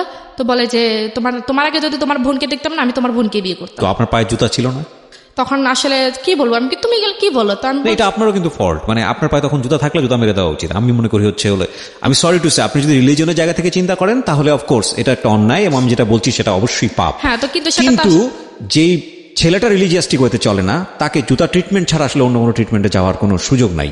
হ্যাঁ, মানে আমি আসলে আজকে প্রেজেন্টারের বাইরে চলে যাচ্ছি, সরি ফর দিস। আমি ভবিষ্যতে আরো কি বলবো আমি জানি না, কারণ আপনার গল্পটা যেদিকে যাবে আই এম রিয়েলি মানে আউট অফ মাইন্ড অ্যাকচুয়ালি। তারপর সে মনে করেন এখন একজন হাজবেন্ড কার জন্য সাজে? তার ওয়াইফের জন্যই তো, বা একজন ওয়াইফ তার কার জন্য সাজে? হাজবেন্ডের জন্য। হাজবেন্ডের জন্য। সে যখন কোনো শার্ট পরে বা কোনো প্যান্ট পরে বা একটু হাইটই হয়ে বা একটু বাইরে হতো, তখন আমাকে মানে বলে ঋতু দেখো তো আমাকে ভালো লাগতেছে, বাইরে গেলে মেয়েরা আমাকে পছন্দ করবে। আমাকে ডিরেক্টলি এরকম এই লোকরে আপনি 3 মাস বাসায় থেকে পুষ্টি ইনজেকশন দিয়েছেন। হ্যাঁ, পরে আমি বললাম যে হ্যাঁ ভালোই তো লাগবে, তখন মানে কান্নাকাটি করতাম, কি বলবো। আর তখন একদিন মানে সে তখন বিভিন্ন মেয়েদের সাথে কথা বলা শুরু করে দেয়। আচ্ছা। হ্যাঁ, তখন সে বিভিন্ন ভঙ্গিতে মেয়েদের দিকে তাকায়। তো আমাদের বাড়িতে আমার চাচাতো বোন আছে, জ্যাঠাতো বোন আছে, তাদের সাথে বিভিন্ন রকমের। তো তারা আমাকে বলে যে আপু দুলাভাই এমন কেন, এরকম করে কেন? আমি বলছি থাক তোরা একটু দূরে থাকিস, তোরা কিছু বলিস না। তো সে আমাকে এরকম করে বলে যে একবার সে তার বন্ধুর বিয়ে, তো আমাদেরকে দাওয়াত দিয়েছে, তখন আমি শাড়িটি পরে বিয়েতে যেভাবে যায়। তো তার বন্ধুরা সবাই আসছে, আমরা একসাথে যাবো। তার এক বন্ধু বলতেছে ভাবি আপনাকে খুব সুন্দর লাগতেছে। আমাকে এই কথা কেন বলছে? সে আমাকে আর নিলই না ওইখানে। তো আমাকে সে বলে যে তোমাকে আর লোকে কেন সুন্দর বলবে? তা আমি বলছি তো তুমি যে নিজে শার্ট প্যান্ট পরে নিজে আমাকে বলে যে মেয়েরা তোমাকে লাইক করবে কিনা, তখন আমার কিছু খারাপ লাগে না? তখন আমি 100 বার বলতে পারবো আমি ছেলে, সেজন্য তুমি বলবা নাকি? সে আমাকে এরকম করে বলে। ঠিক আছে আমি আর বলবো না। আপনি ছেলে না, আপনি যদি এটা হয়ে থাকে ইনফ্যাক্ট। তো তারপরে কি হয়েছে, সে একবার তো আমার বোন একটা ছেলের সাথে রিলেশন করতো, সেই আমার বোনের রিলেশনটা আমি মানতে পারতেছে না। কারণ আমার বোন যে ছেলের সাথে রিলেশন করতো সে আরো একটু হাই কোয়ালিটি, মানে সে মনে করেন বিদেশে থেকে পড়াশোনা করে। তো সে আরো একটা হাই কোয়ালিটি, মানে সে চাইতেছে না যে আমার বোন আরো মানে তার চেয়ে একটু উপর লেভেলের একটা ছেলেকে মানে পছন্দ করুক বা সেটা কেউ মেনে নিক, বা এরকম উপর লেভেলের কোনো ছেলে আমাদের বাড়ির জামাই। হ্যাঁ, তো তারপর আমার বোন যে ছেলের সাথে সম্পর্ক করতো, সে ছেলে কি নাম্বারটা কিভাবে পাইছে, পাইয়া সে ছেলের সাথে আমার হাজবেন্ডে বলছে যে আপনি যে মেয়ের সাথে কথা বলেন আপনি জানেন তার বিয়ে হয়েছে, তার একটা বাচ্চা আছে, আমার মেয়েকে দেখাই দিতেছে। তখন বলছে সে বিশ্বাস করে না। তো বলছে ঠিক আছে আমি প্রমাণ চাই। তখন সেই কি করছে, দেখাইছে, আনছার তো আমার মেয়েকে ওই ছেলের সামনে নিয়ে গেছে। নিয়ে আমার রবিআলো বলতেছে যে হাবিবা তোমার আম্মুর নাম কি, তোমার আঙ্কেলের কাছে বলো। তো সে আমার বোনের নাম বলে দিছে, কারণ আমার বোনকে সে চিনে। আমার বোন নাম বলেছে যে আমার আম্মুর নাম এইটা। তো বলে দিচ্ছে, এখন সে তো বিশ্বাসই করবে যে বলে যে এখন সেই মানে আমার বোনের হাজবেন্ড হচ্ছে সেই, আমি কেউ না। মানে ওই ছেলের সাথে সে এরকম ভাবে বলতেছে যে আমি তার হাজবেন্ড, আমি তার, সে আমাদের মেয়ে। Very nasty story. একটা মেসেজ মনে রাখবেন যে বৈবাহিক সম্পর্কটা অনেক বড় একটা সম্পর্ক। বিয়ের ব্যাপারটা সিদ্ধান্ত নেবার আগে যত বছরই প্রেম করেন না কেন, যাই কিছু হোক না কেন, আমি সবসময় এই ধরনের গল্পে একটা কথা বলেছি, এটা আমি জাস্ট গল্পের এক্সপিরিয়েন্সের জায়গা থেকে বলি। I am not a guru, I am not a advisor. আমি যেটা বুঝি, মানে এত গল্প শোনার পরে আমার যেটা মনে হয় যে বিয়ের সম্পর্কে শুধু লাভ এনাফ না, বিয়ের সম্পর্কে শুধু দুইটা পরিবারের অবস্থা এনাফ না। বিয়ের সম্পর্কে অবশ্যই দুটো মানুষের জায়গাটা থেকে কতটা যৌক্তিক, দুটো পরিবারের জায়গা থেকে কতটা র্যাশনাল, এবং প্রত্যেকটা জিনিস খুঁটিয়ে দেখা, এটা খুবই ইম্পর্টেন্ট। নইলে শুধু ইমোশন দিয়ে বিয়ে করলে, শুধু লাভ নিয়ে বিয়ে করলে, আমি বলছি না যে এক্সেপশন নাই, but exception is not example, exception is not the reality, হ্যাঁ, is not the scenery of the society. বেশিরভাগ সময় ইমোশনটা একটা স্টেজে গিয়ে ধ্বংস হয়ে যায়, এবং তারপরে শুরু হয় জীবনের সবচেয়ে ভয়াবহতম অধ্যায়। জি ঋতু, তারপর কি হলো? তারপর ওই ছেলে তো বিশেষ করে ফেলছে। এখন ওই ছেলে আমার বোনের সাথে মনে করেন সম্পর্কে একটা বিচ্ছিন্ন অবস্থায়। তখন আমার বোন আমাকে, মানে ও কি বয়ফ্রেন্ড ছিল আপনার বোনের? হ্যাঁ, আমার বোনের বয়ফ্রেন্ড ছিল। চিন্তা করুন অবস্থা। তারপর আমার বোন আমার কাছে বললো যে আফু এরকম দুলাভাই এটা কি করলো। তখন আমি বললাম যে ঠিক আছে তুই ছেলের নাম্বারটা আমাকে আমি সব বলতেছি। তখন আমি এই ছেলেকে মনে করেন ছেলেকে ক্ষমা টমা চাইছি। তখন আমি বললাম যে উনি এরকমই, আপনি ওনার কথা বিশ্বাস করেন। তারপর সেই আমার বোনের সম্পর্কটা কোনোভাবে টিকতে দিবে না। সে কি করছে, মনে করেন আমার বোনের যে ইমো আইডি ইউজ করতো, তো সেই ইমো আইডি সে হ্যাক করে ফেলছে। এখন আমার বোনের কার কাছে মেসেজ করবে সে সবকিছু দেখে। তো আমার বোন হয়তো ওই ছেলের সাথে কিছু সিক্রেট কথা বলছে, সেইগুলো দেখছে, কিছু ফিক ফাটাইছে, সেগুলো দেখে ফেলছে। দেখে ফেলার ফলে সে আমার বোন বোনকে ব্যাকলিং করতেছে যে তুমি এটা কি করতেছো, আমি তোমার আব্বু আমার কাছে সবকিছু বলে দেবো। তখন আমার বোন একটু ভয় পেয়ে গেছে, বলে যা ওই ছেলের সাথে নামে আমি তোমার মামলা দেবো, যে নারী নির্যাতনের মামলা, কারণ তোমাদের যে মেসেজ তুমি পাঠাইছো এগুলো দেখে আমি দেখাই মামলা দিব, তোমার আব্বুর কাছে বলতেছি, তোমার আম্মার কাছে বলতেছি। তো আমার বোন ভয় পেয়ে গেছে, আর আমার বলছে, বলার পর আমি সাথে সাথে আমার শ্বশুর বাড়ি থেকে আমার বাপের বাড়িতে চলে আসছি। আসার পর আমি আসার পর আমি বলতেছি তুমি এসব কি করতেছো, তোমার বোন একটা অন্যায় কাজ করতেছে, এটা আমি বাধা দিতেছি, এটা তো আমি খারাপ কিছু করতেছি না। তখন কি করছে, সে আমার সবার সামনে এই মেসেজগুলো দেখাচ্ছে, সেগুলো আসলে দেখার প্রয়োজন পড়ে না। তারপর দেখেছি, তখন ওর কারণে আমার বোনকে আমার মেজো জ্যাঠা খুব মারছে এই মেসেজগুলো দেখে। মানে এখন ওরা তো জানি গেছে একটা ছেলের সাথে রিলেশন আছে, এখন এগুলো দেখে ছেলের সাথে রিলেশন কেন, এগুলো দেখে খুব মারছে। এটা তো আরো খুব সুন্দর করে ওয়াইজলি এটাকে সমাধান করা যেতে পারতো, নিজের ঘরের খবর চারদিকে জানা দেওয়ার কোনো মানে হতো না। তো তারপর কি করছে, তারপরে সে থামে নাই, সে বলতেছে তুমি যদি আমার কথা না শোনো তাহলে আমি কিন্তু ওই ছেলের নামে মামলা করে দিব, এমনকি আমি সবকিছু কথা বলি। এই অধিকারটা খাটাই কিভাবে আমি তো বুঝলাম না। এটা আমার বোনের সাথে হয়েছে। এখন আমার বোন আসলে ওই ছেলেকে হয়তো প্রচন্ড ভালোবাসে, সেই জন্য আসলে ও ক্ষতি চায় না, সেজন্য বলছে ঠিক আছে আপনি কি বলেন। এখন আমার বোন ওকে অফার করছে যে ওর সাথে ফিজিক্যাল রিলেশন করবে। দাঁড়ান 1 মিনিট, কাকে অফার করছে? আমার বোনকে। কি অফার করছে? আমার হাজবেন্ড। Are you sure? অবশ্যই, আমি একটা ভিডিও ছিল, সেটা আমি নিজেও দেখছি। কিসের ভিডিও? এটা জাস্ট এমনিতেই কিস্তিস করছে আপনার বোনকে? হ্যাঁ। সে ভিডিওটা কে করছে? সেই করছে, করে আপনাকে দেখাইছে? আমাকে দেখাইছে। তখন আমাকে দেখা নাই, আমি ওই অবস্থায় আমি ওইখানে চলে গেছি। আচ্ছা, ঘটনাটা শুনি, কি হয়েছে? তখন সে আমার বোনকে বলছে, আমার বোন আসলে রাজি হয়নি। ব্ল্যাকমেইল করছে যে তুমি যদি এটা করো, ওনার কথা না শুনে, রবিলের কথা যদি না শুনে, তাহলে সেই ওই ছেলের নামে মামলা করে দিবে, নারী নির্যাতনের মামলা করে দিবে। এমনকি সে তার সবকিছু ওকে আছে, শুধু একটা ফোন যাবে, মামলা হয়ে যাবে, তাকে বাড়ি থেকে তার ফ্যামিলি সহ তাকে নিয়ে যাবে, এরকম একটা দেখাচ্ছে। দেখানোর পর সে আমার বোন তো মনে করেন এখন একটা দুটান অবস্থা হয়ে গেছে। তখন তো যা হওয়ার হয়েছে, তখন আমি হঠাৎ কোন একটা কাজে আপনার বোনকে অফার করেছে, আপনার বোন সেটা রাজি হয়েছে? প্রথমে রাজি হয়নি, সে আমার বোনকে অনেক ভয়টাই দেখাইছে। তো আমার বোন এটার জন্য খুবই কাঁদছে। আরো সে আমার বোন মনে করেন একটু ঘটনা যখন আমি দেখি, ওর বয়স তখন 16 বছর। দিস ইজ অ্যানাদার কেস, যেটা ওর ক্ষেত্রেও হয়েছে। যখন ওর বয়সটা ছিল 16 বছর, একইভাবে ব্ল্যাকমেইল করেছে। এই ছবলটা ঠিক ওর আপন বোনের ক্ষেত্রেও মেরেছে। তো তখন আমার বোন এটা হওয়ার পর ও নিজের হাত তার সব কেটে মনে করেন করে ফেলছে, সুইসাইড করতে গেছে আমার বোনে। বোনের সঙ্গে আপনার হাজবেন্ড এটা হয়েছে? হ্যাঁ, না হয় নাই, শুধু এমনিতে যেটা হয় আর কি, এমনি হয়েছে। আর এটা ও ভিডিও করছে। তো তখন আমি ওই অবস্থায় ওইখানে চলে ওদেরকে ওই অবস্থা দেখে ফেলছি। দেখে ফেলার পর তখন আমার বোনকে তো ছেড়ে দিচ্ছে। ছেড়ে দেওয়ার পর আমার বোন আমাকে জড়াই ধরে কাঁদতেছে, খুব কান্নাকাটি করে এসব কথা বলতেছে। তখন আমি যখন বলছি যে তুমি এসব কিছু করতেছো, আমি এক্ষুনি সবাইকে জানিয়ে দেবো, তখন ও আমাকে বলে যে তুই যদি বলস তো আমি বলবো যে তুই তোর বোনকে আমার কাছে দিয়ে গেছিস। ও আমাকে বলতেছে, তখন আমি তো এবার কি বলবো, এখানে আমার তো আর কিছু বলার নেই। আমি বলছি তুমি আমাকে এবার ব্ল্যাকমেল করতে পারো না। বলা যে অবশ্যই করবো, তুই যদি এটা কারোর কাছে প্রকাশ করতে চাস, আর তোর বোনের ভিডিও আছে সেটা আমি কি জানি নেটে ছেড়ে দিব, আর তুই যদি কোনো কিছু করতে চাস, কারোর কাছে বলতে চাস, তা আমি তোকে উল্টা ফাঁসিয়ে দিব। আপনাদের বাড়িতে হচ্ছে? আমাদের বাড়িতে হয়েছে। তখন আমি কি, তখন আমার বোনে আমার বাবা কোথায় ছিল সেই সময়? আমার আম্মা নানুদের বাড়িতে ছিল। আপনার বাবা মা? আমার আব্বা বাড়িতেও ছিল, দেশের বাড়ি ছিল, আর আম্মা নানুদের বাড়িতে ছিল। তখন আমি বাড়িতে। বড় ভাইরা কোথায় ছিল? বড় ভাই বাইরে থাকে। দেশের বাইরে থাকে? আপনাদের বাড়িতে আপনার 2 বোন ছাড়া কেউ নাই? না, আমার ছোট একটা ভাই আছে, ও হাবিজিতে পড়ে। তার আপনাদের বাড়িতে শুধুমাত্র আপনারা 2 জন? হ্যাঁ, আর দাদু আছে। দাদু ধরেন আমাদের তো নতুন বাড়ি, পুরান বাড়ি যেটা বলে, দাদুরা পুরাতন বাড়িতে থাকে আর আমরা নতুন বাড়িতে। তো দাদু কাজ টাজ করে চলে যায়, তো সবসময় থাকে না। ওকে, তারপর এখন এসে আমাকে এরকম ব্ল্যাকমেল করছে, আমি আর কাছে বলতে পারি। তখন আমি আমার বোনের কাছে আমার বোনের পা ধরছি। আমি বলছি তুই ওর হয় আমার আমার কি জানি ওর হয়, আমি তোর কাছে মাপ চাইতেছি, তুই ওরা মাপ করে দিস। বলে যে পরে ও কি করছে মনে করেন, ওই দিন আপনার হাত পাট কেটে লিছে, আপনার হাত পাট কেটে লিছে, কাইটে মনে করেন ও সুইসাইড করবে, এরকম বলে যে আমার জন্য এত সমস্যা। ওই ছেলে আবার জানে না। তারপর ও কি করছে, ও যেহেতু ওই রবিএল দেখতেছে যে ওই ছেলের সাথে কথা বলা বন্ধ করে নাই, ওই ছেলে রবিএল কি করছে, ওই ছেলের বাড়িতে গেছে, আমার আরেকটা সদূর সম্পর্কে চাচাতো বোন নিয়ে গেছে, নিয়ে ওর আব্বা আম্মার কাছে আমার বোনের নামে বিচার দিয়ে আসছে যে আপনার ছেলে তো অমুক মেয়ের সাথে কথা বলে, ওনার একটা বাচ্চা আছে, ওনার স্বামী আছে, আপনার কেমন ছেলে একটা ম্যারিড মেয়ের সাথে কথা বলে। এখন ওই ছেলের বাপ মা যেটা বুঝতে পারছি, আপনার বোনকে সে অনৈতিকভাবে পাওয়ার জন্য মোটামুটি ক্রেজি হয়ে গেছে। হ্যাঁ, তারপর কি হয়েছে, এখন মনে করে সব মিলিয়ে তো খুবই সমস্যা হয়েছে। তখন আমি আমার ফ্যামিলিকে একটু ইঙ্গিত করছি, পুরোপুরি করিনি। তো আমার আব্বু বলতেছে তোমার এখানে থাকার দরকার নাই, ডিভোর্স হয়ে যাক। এখানে থাকার দরকার নেই। এরপরে মনে করেন ওই ছেলের সাথে অনেক সমস্যা করছেও, তারপরে বলছে যে ডিভোর্স হয়ে যাক। তা আমি বলছি যে আমার মেয়েটা কি হবে, আমি হয়তো একটা ভালো ছেলে পাবো, ও একটা ভালো মেয়ে পাবে, আমার মেয়েটার কি হবে, আমার মেয়ে তো মা হারালে বাপ হারালো, বলে যে সমস্যা না, আমি মেয়ের ব্যবস্থা করতেছি। তো আমার বাবা কি করছে, ওরে ডিরেক্টলি বলছে যে আমার মেয়ে আসা সাইডে দাও, আমার মেয়েকে তুমি পাইবা না, তুমি একটা ডিভোর্স লেটার পাঠাতে। এখন ও যদি ডিভোর্স পাঠাতে যায় তাহলে সম্পূর্ণভাবে কিন্তু আমি সবকিছু পাও না, কারণ আমার যে কাবিননামা বা আমাদের যে সবকিছু নিয়ে গেছে এগুলো তো মানে আমি আইনগতভাবে আমি পাই, তো সেজন্য ও আমাকে ডিভোর্স দিচ্ছে না।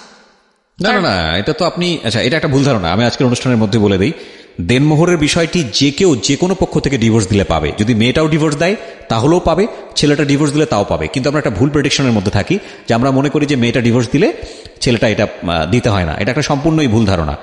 এটা মেয়ের ন্যায্য অধিকার, এবং এটা যেই ডিভোর্স দেখ না কেন এটা মেয়ে পাবে। হ্যাঁ, এটা আজকের অনুষ্ঠানের পরে যদি কারো এই ধরনের একটা ভুল ধারণা থেকে থাকে তাহলে এই ধারণা থেকে বের হয়ে আসুন। আইনত এটা হচ্ছে, যদি ডিভোর্সটা মেয়ের পক্ষ থেকে হয়, মেয়ের দেনমোহর অবশ্যই পরিশোধ হতে হবে। সেটা ডিভোর্স মেয়ে দিলেও পাবে, এবং ছেলে দিলে তো কথাই নেই। হ্যাঁ বলেন। তারপর মনে করেন এরকম কিছু হয়েছে, এখন তারা আমাকে ডিভোর্স দিবে না, মানে এরকম আমাকে মনে করেন নানানভাবে টর্চার করতেছে, আমার গায়ে হাত তুলতেছে, খুব হাত তুলতেছে। একবার ওদের বাড়িতে মানে তারপরে আমি যখন ওদের বাড়িতে গেছি তখন ও মানে পকেটে 200 টাকা রাখছে, এটা আমি জানি না। এখন ওর ভাইরা আছে, ওর একটা ভাই আছে, ও আবার একটু হাত লাড়ে, মানে ছোট্ট টাইপের আর কি, মনে করেন 100-200 টাকা পাইলে এগুলো নিয়ে যায়। তো আমাদের রুমে, আমরা যে রুমে থাকি এই রুমে পকেটের ভিতরে 200 টাকা রাখছে। রাখার পর এখন ধানের দিন আসছে, আমরা ধানটা নিয়ে সবাই বাইরে কাজে ব্যস্ত। ও দুপুরবেলা আমার হঠাৎ খাইতে গেছে, আমাকে বলতেছে ওই চোরের ঘরে চোর, তুই আমার টাকা দে, মানে ডিরেক্টলি সবার সামনে। আমি তো মানে অবাক হয়েছি, কি আমার টাকা, কিসের চোর, কিসের টাকা? বলে যে আমি পকেটে 200 টাকা রাখছি, তুই আমার টাকা নিচ্ছিস না, তুই আমার টাকা দে। আমি বলছি খোদার কসম আমি টাকা নেই, আমি করার হিসেবে হাত দিয়ে রাখতে পারবো, আমি টাকা নিইনি। তো সে আমাকে খুব গালিগালাজ করছে। গালিগালাজ করার পর আমি মানে এভাবে বলছি যে, আমি বলছি আল্লাহ যে টাকাগুলো নিছে সে আল্লাহ তার বিচার করে। আজ যে যাই মানে যে তাকে মানে অবিচার অন্যায়ভাবে তাকে গালিগালাজ করছে, তাকে যেন আল্লাহ বিচার করে, আমি এভাবে বলছি। বলার পর আমি দরজাটা লাগিয়ে ফেলছি। সেই গোসল করতে গেছে, গোসল করে আইসা মনে 5 মিনিটও দাঁড়ায়নি। আমি বলছি যে তুমি একটু দাঁড়াও, আমি জামা কাপড় চেঞ্জ করতেছি, তুমি একটু দাঁড়াও, আমি জামা কাপড় চেঞ্জ করি। কারণ আমার পাশের রুমে আমার শ্বশুর, বাইরে দরজার সামনে আমার দেবর আছে, তাহলে আমি তাদের সামনে কিভাবে এই অবস্থায় দরজা খুলি? দরজাটা খোলার দেরি হয়েছে কেন, সে দরজা মরজা ভাঙ্গে আমার শ্বশুর আমাকে খুব গালিগালাজ করছে। তখন তার হাতে একটা বাঁশের একটা কাঁচা ইয়ে ছিল, তো সেটা আইনা আমি ভাবছি, আমি জানতাম যে দরজাটা খুলে সে আমাকে মারবে, তো এভাবে যে মারবে আমি জানি না। তা আমি মানে তার ভয়ে আমি দরজার পাশে লুকিয়েছিলাম। সে ওইখান থেকে আমাকে আইনা কাঁচা ইয়ে দিয়ে মানে প্রায় 10-16-17টা বাড়ি দিয়ে দিচ্ছে। তখন সে তার মানে আমার শ্বশুরে মানে আয়সা একটু না ধরে তাকে বলতেছে, মানে এভাবে বলছে যে মার, ভালো মতে মার, এরকম কইটা বলছে। Nothing to say. This is a violence, man. This is definitely violence. পুরা পারিবারিক violence. Oh God. কি স্ল্যাং! আমরা স্ল্যাংটা মিউট করতে বাধ্য হলাম, কারণ এটার গণমাধ্যমে স্ল্যাংটা যাওয়া উচিত হবে না। বাট যেটা হয়েছে, যেটা দ্বিপাক্ষিকভাবে, আমি জানি না কতটুকু সত্যি মেয়েটা বলছে, যদি হয়ে থাকে এটা ভায়োলেন্স, এবং এটা পুরো পরিবারে ফেসে যেতে পারে এই ধরনের ঘটনা ঘটলে। কারণ ওই মেয়েটা যদি, যার উপরে গায়ে হাত তুলেছে, ওই মেয়েটা যদি জাস্ট একটা সরকারি হাসপাতালে গিয়ে ওয়ান স্টপ সার্ভিস, যেটাকে বলে ওয়ান স্টপ সার্ভিস, থেকে জাস্ট একটা পেপার নিয়ে আসবে যে আমার গায়ে হাত তুলেছে, এটা হচ্ছে ডাক্তার লিখে দেবে যে হ্যাঁ এই হাত তোলার জখম থেকে হয়েছে, এটা নিয়ে থানায় যাবে, সঙ্গে সঙ্গে সে অ্যারেস্ট হয়ে যাবে, সঙ্গে সঙ্গে। বাংলাদেশের নারী নির্যাতন আইন এতটা কঠিন, এতটা প্রখর। কি করলেন আপনি তারপর? আমার যে জায়গায় বাড়িছে সে জায়গায় রক্ত কালো হয়ে জমাট বেঁধে গেছে। তো তারপর আমার আম্মুরে খবর দিচ্ছে, আমার আম্মা আসছে, আমার আম্মার মানে উল্টা আমার নামে সত্য মিথ্যা যা আছে আমার আম্মার কাছে বললে আমার মানে আম্মার আর আমার মাঝে একটা ভুল বুঝাবুঝি রাখছে। তখন আম্মা আমার কথা বিশ্বাস না করে ওদের কথা বেশি। তখন আমি এগুলো দেখাইছি, দেখানোর পর বলতেছে তোর দোষে তুই মার খেয়েছিস এগুলো বলছে। তখন সে আমাকে কোনো ওষুধপত্র কোনো কিছু কিনে দেয় না। তখন আমি অনেকদিন ব্যথায় ভুগছি। ভোগার পরে আমি আমার আব্বুর কাছে বলছি, আব্বুর কাছে আমি ছবি তুলে পাঠিয়ে দিছি, দেখেন আমাকে কি করছে, মানে এই গায়ের যে আঘাতের ছবিগুলো, মানে যে জমাট বেঁধে গেছে ওটার ছবি তুলে পাঠিয়ে দিছি। তো আমার আব্বু বলতেছে ঠিক আছে তুই এক্ষুনি চলে যা। তো আমি বলছি ওরা তো আমার যাইতে দিব না। তখন সে বলছে যে কি আমার শ্বশুর কাছে ফোন দিছে, আমার আব্বু বলতেছে যে আমাদের বাড়িতে একটা কাজ আছে, মেয়ের একটু পাঠান, 2 দিন থেকে চলে যাবে। তখন আমি আমার মেয়ের নিয়ে চলে গেছি। চলে যাওয়ার পর আমার আব্বু বলছে যে ওরে ফোন দিয়েছে, তো তুমি আমার মেয়ের সাথে আর কোনো সম্পর্ক রাখবে না, আমাকে আমি 1 মাসের মধ্যে আমি ডিভোর্স লেটার পাঠাইতেছি। তখন সে কি করছে, আমার আব্বার কাছে মাপটাপ চাইছে, চাইয়া সে আমাদের বাড়িতে গেছে। বৃহস্পতিবার গেছে, শুক্রবারের দিন সে আমার মেয়েকে বলতেছে যে আমি মেয়ের ওরে নিয়ে একটু হাবিবের নিয়ে একটু দোকান থেকে ঘুরে আসি। তখন তো আমি আর জানতাম না তার মনে কিছু, চুরি করে নিয়ে চলে গেছে। তার থেকে আর দেয় চাইনি। তার থেকে প্রায় 2 মাস হয়ে গেছে। 2 মাস হয়ে যাওয়ার পর সে আর কোনো যোগাযোগ রাখে নাই তার সাথে। তাদের সম্পূর্ণ সিন তারা চেঞ্জ করে ফেলছে। কতদিন আগের ঘটনা? এটা আরো ধরেন 4 মাস আগের ঘটনা। আচ্ছা, তারপর সম্পূর্ণ সিম চেঞ্জ করে বলছে, তখন আমি খুব কানাকাটি করছি। তখন আমি নিজে তো যেতে পারবো না, তখন আমি আমার এক কাকারে পাঠাইছি। আর আমার কাকা ওইখানে গেছে, ওইখানে ওনাকে সবাই ধরছে, মারধর করবো, ওনারা এটা করবো। তখন আমার কাকা ভয়ে চলে আসছে যে ওইখানে ওনারা ভালো ব্যবহার করতেছে না আমার সাথে, আমি যেতে পারবো না। তখন আমার আব্বা বলছে যে ঠিক আছে, এই বিয়ে এখানে তোর ভাগ্যে নাই, তোর মেয়ে যদি তোকে যদি তোর মেয়ে মা বলে মনে করে, তাহলে তোর মেয়ে তোর কাছে একদিন ফিরে আসবে, এটা মনে রেখে। তারপর আমার আব্বারা ওইখান থেকে কোর্টে ইয়ে করে ডিভোর্স লেটার পাঠিয়ে দিচ্ছে। তো ও নাকি রিসিভ করে না, ওইটা আবার কাজে অফিসে চলে গেছে। কতদিন আগে পাঠাইছে? 3 মাস আগে পাঠিয়েছে। 3 মাস আগে পাঠিয়েছে। ডিভোর্স লেটার এক পক্ষ থেকে পাঠানোর পরে 3 মাস 13 দিন অতিবাহিত হলে সেটা অ্যাক্টিভ হয়ে যায়। সো আপনার যদি 3 মাস 13 দিন অতিবাহিত হয়ে থাকে তাহলে অলরেডি ডিভোর্স হয়ে গেছে, যদি প্রসিডিংয়ে কোনো ঝামেলা না থাকে।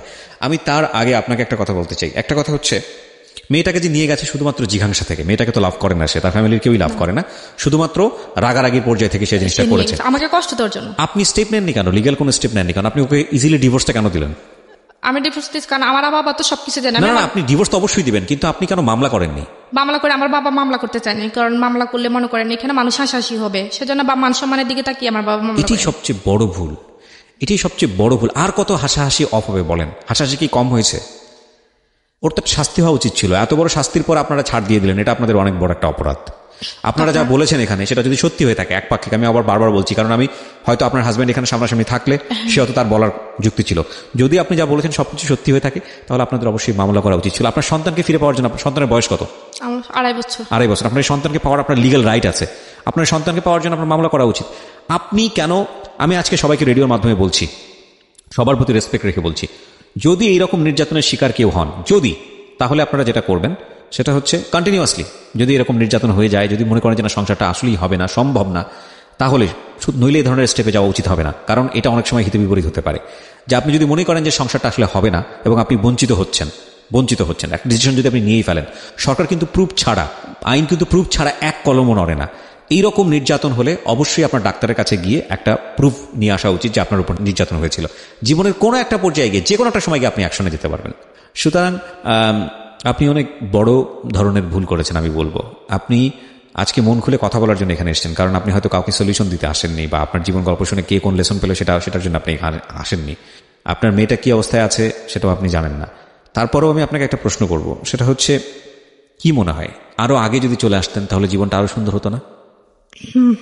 এখন এটাই মনে হয় যে তখন যদি, তো আমার বারবার এটাই মনে হয় যে যখন প্রথম ফিজিক্যাল রিলেশন হয়েছে তখন যদি আমি আমার মনটাকে চেঞ্জ না করে তখন যদি আমি চলে আসতাম, কারণ exactly that is the point, that is the lesson of the story. বাংলাদেশের সামাজিক প্রেক্ষাপটে অনেক মেয়েই আছেন, এবং আমাদের সামাজিকতার লেসনটাই এটা, যারা শারীরিক সম্পর্কটাকে এত বড় কিছু মনে করে পুরো জীবনটাকে বলি দিয়ে দেন। That is absolutely wrong, absolutely wrong. এবং আমি আবারও বলতেছি, এটা 100% রং। আমরা এই আয়ামে জাহিলিয়া যুগের বসবাস করি না। একটা শারীরিক সম্পর্কের জন্য পুরো জীবনটা শেষ হয়ে যায় না। Please be remember this. ওর মুখ থেকে এটা বের হয়েছে, আমি এটার জন্য ওয়েট করতেছিলাম যে কথাটা ও বলুক। যদি ও ওই সময়টা চলে আসতো তাহলে ওর জীবনটা আজকে অন্য জায়গায় থাকতে পারতো। আপনি লেখাপড়ার পরবর্তীতে কন্টিনিউ করেননি, রাইট? করতে দেয়নি আমাকে। এখন কি অবস্থা? পড়াশোনা করবেন? ভবিষ্যৎ পরিকল্পনা আছে কোনো কিছু? এখন এরকম অবস্থায় এরকম পরিকল্পনা আছে, কারণ আমার বাবা তো আমাকে পুরো সাপোর্ট দিতেছে, বলতেছে যে তুমি যা হয়েছে তুমি ভুলে যাও, যেটা এটা তোমার জীবনে একটা অ্যাক্সিডেন্ট। কিন্তু আমি ভুলতে পারতাম, যদি আমার একটা মেয়ে না থাকতো তাহলে আমি অবশ্যই বলতে পারতাম। কিন্তু আমি আমার মেয়েটাকে খুব মিস করি, যে মাঝে মাঝে তার নাম্বারে ফোন দিই যে মেয়ের সাথে কথা বলার জন্য, কিন্তু তার নাম্বার কোনোভাবে আমি অফেন পাই না। খুব কঠিন। আমি আপনাকে একটা কথা বলি ঋতু, এর পরের পরিস্থিতি হয়তো বা আরো কঠিন হবে। তাওয়াক্কাল তো আল্লাহ, আল্লাহ সবার ভালো চান, হয়তো কঠিন হবে না। আমি যদি কঠিন হয়, এমন হতে পারে আপনার পরিবার থেকে আপনি হয়তো নেগলেক্টের শিকার হবেন। আল্লাহ না করুক, আপনার বাবা হয়তো আপনার খুব ভালো, হ্যাঁ, হয়তো আশীর্বাদ হিসেবে এসছে। তারপরেও দেখবেন যে একটু এদিক ওদিক হলে হয়তো অন্যরকম কোনো কথা বলবেন, নিজের কাছে সহ্য করতে পারবেন না। সুতরাং আমি আপনাকে বলবো পড়াশোনাটা কন্টিনিউ করেন। আপনার বয়স কত এখন? এই তো 19 চলতেছে। 19 চলতেছে। আপনি এসএসসি পাস করেছেন, রেজাল্ট কি ছিল? 4.33। আপনার আবার নতুন করে শুরু করার বয়স আছে, এবং আপনি খুব ইজিলি সেটা শুরু করতে পারবেন। শুরু করেন, তারপরে নিজের পায়ে দাঁড়ান। একদিন এইসব প্রতিকূলতার বিরুদ্ধে কথা বলতে পারবেন। যদি নিজের পায়ে না দাঁড়ান, সারা জীবনে আপনি বোঝা হয়ে থাকবেন, সেটা আরো বেশি কষ্টকর। এখন ডিভোর্স পাঠানোর পর বিভিন্ন জায়গা থেকে আমার জন্য বিয়ের জন্য আসছে আমার বাবা। আবার নো, আমি অবশ্যই আপনার ফ্যামিলিকে বলবো নট নাও প্লিজ। আমি রিজেক্ট করছি, আমি যে আমার জীবনে বিয়ে একটা হয়ে গেছে, কারণ আমার না, আপনি এটাও ডিসাইড করেন না। বিয়ে একটা ভবিষ্যতে, এটা ঠিক আছে, এটা নিয়তির উপর ছাড়েন। বিয়ে আপনি করবেন, আপনার বিয়ে করার জন্য যথেষ্ট বয়স আছে, কিন্তু লেখাপড়াটা করেন, লেখাপড়া করেন, নিজের পায়ে নিজে দাঁড়ান, অর্থ রোজগার করেন, তারপর একটা সিদ্ধান্ত নেন। তার আগ পর্যন্ত সিদ্ধান্ত নিন না, নইলে এর চেয়ে ভয়াবহ ঘটনা যে ভবিষ্যতে ঘটবে না তার কোনো গ্যারান্টি আছে? আপনার বাবা মাকে এটা বোঝান। আজকের এই অনুষ্ঠানটা তাদেরকে শুনতে বলবেন। আমি আপনাদেরকে রিকোয়েস্ট করছি, প্লিজ আপনার মেয়েকে আপনি স্বাবলম্বী না করে তাকে বিয়ে দিয়েন না। আপনার মেয়েকে অবশ্যই লেখাপড়া করান এবং তার নিজের পায়ে দাঁড়ানোর মতো সক্ষমতা অর্জন করার পরে তাকে বিয়ে দেন। ও দেখতে শুনতে মাশাআল্লাহ ভালো আছে, ওর বয়স অনেক অল্প, এখনই বিয়ে দেন না, কারণ এর চেয়েও ভয়াবহ ঘটনা কিন্তু ওর সেকেন্ড লাইফে ঘটতে পারে। সো প্লিজ এখনই বিয়ে দেন না। আমরা আজকের এই অনুষ্ঠানটা শেষ করতে চাই শুধু একটা কথাই বলে। 2-3টা জায়গায় অনেক বড় ধরনের গলদ আছে। একটা হচ্ছে যে এই যেই ছেলেটার কথা আজকে এখানে এসছে রবিউল, তার মতো মানুষ আমাদের সমাজে ভরপুর, অনেক আছে অনেক আছে অনেক আছে। আমরা সব রবিউলকে সংশোধন করতে পারবো না, কিন্তু রবিউলরা যদি আমাদের জীবনে আসে তাহলে আমাদের কি করা উচিত সেই জায়গাটায় অনেক বড় একটা শিক্ষা আছে, বিশেষ করে মেয়েদের ক্ষেত্রে। একটা শারীরিক সম্পর্ক পুরো জীবনটা শেষ হয়ে যায়, এটা যারা মনে করে তারা বোকার স্বর্গে বসবাস করে। এই ধরনের সেন্স নিয়ে যদি কেউ আপনি আপনার জীবনটাকে বলি দিয়ে থাকেন তাহলে এর চেয়েও ভয়াবহ রকমের শিকারের হতে পারেন। শুধু এটাই মনে রাখবেন আজকের এই জীবন গল্প থেকে। আমরা শেষ করছি প্রিয় শ্রোতা আজকের এই জীবন গল্প। সবার জীবনটা সুন্দর হোক,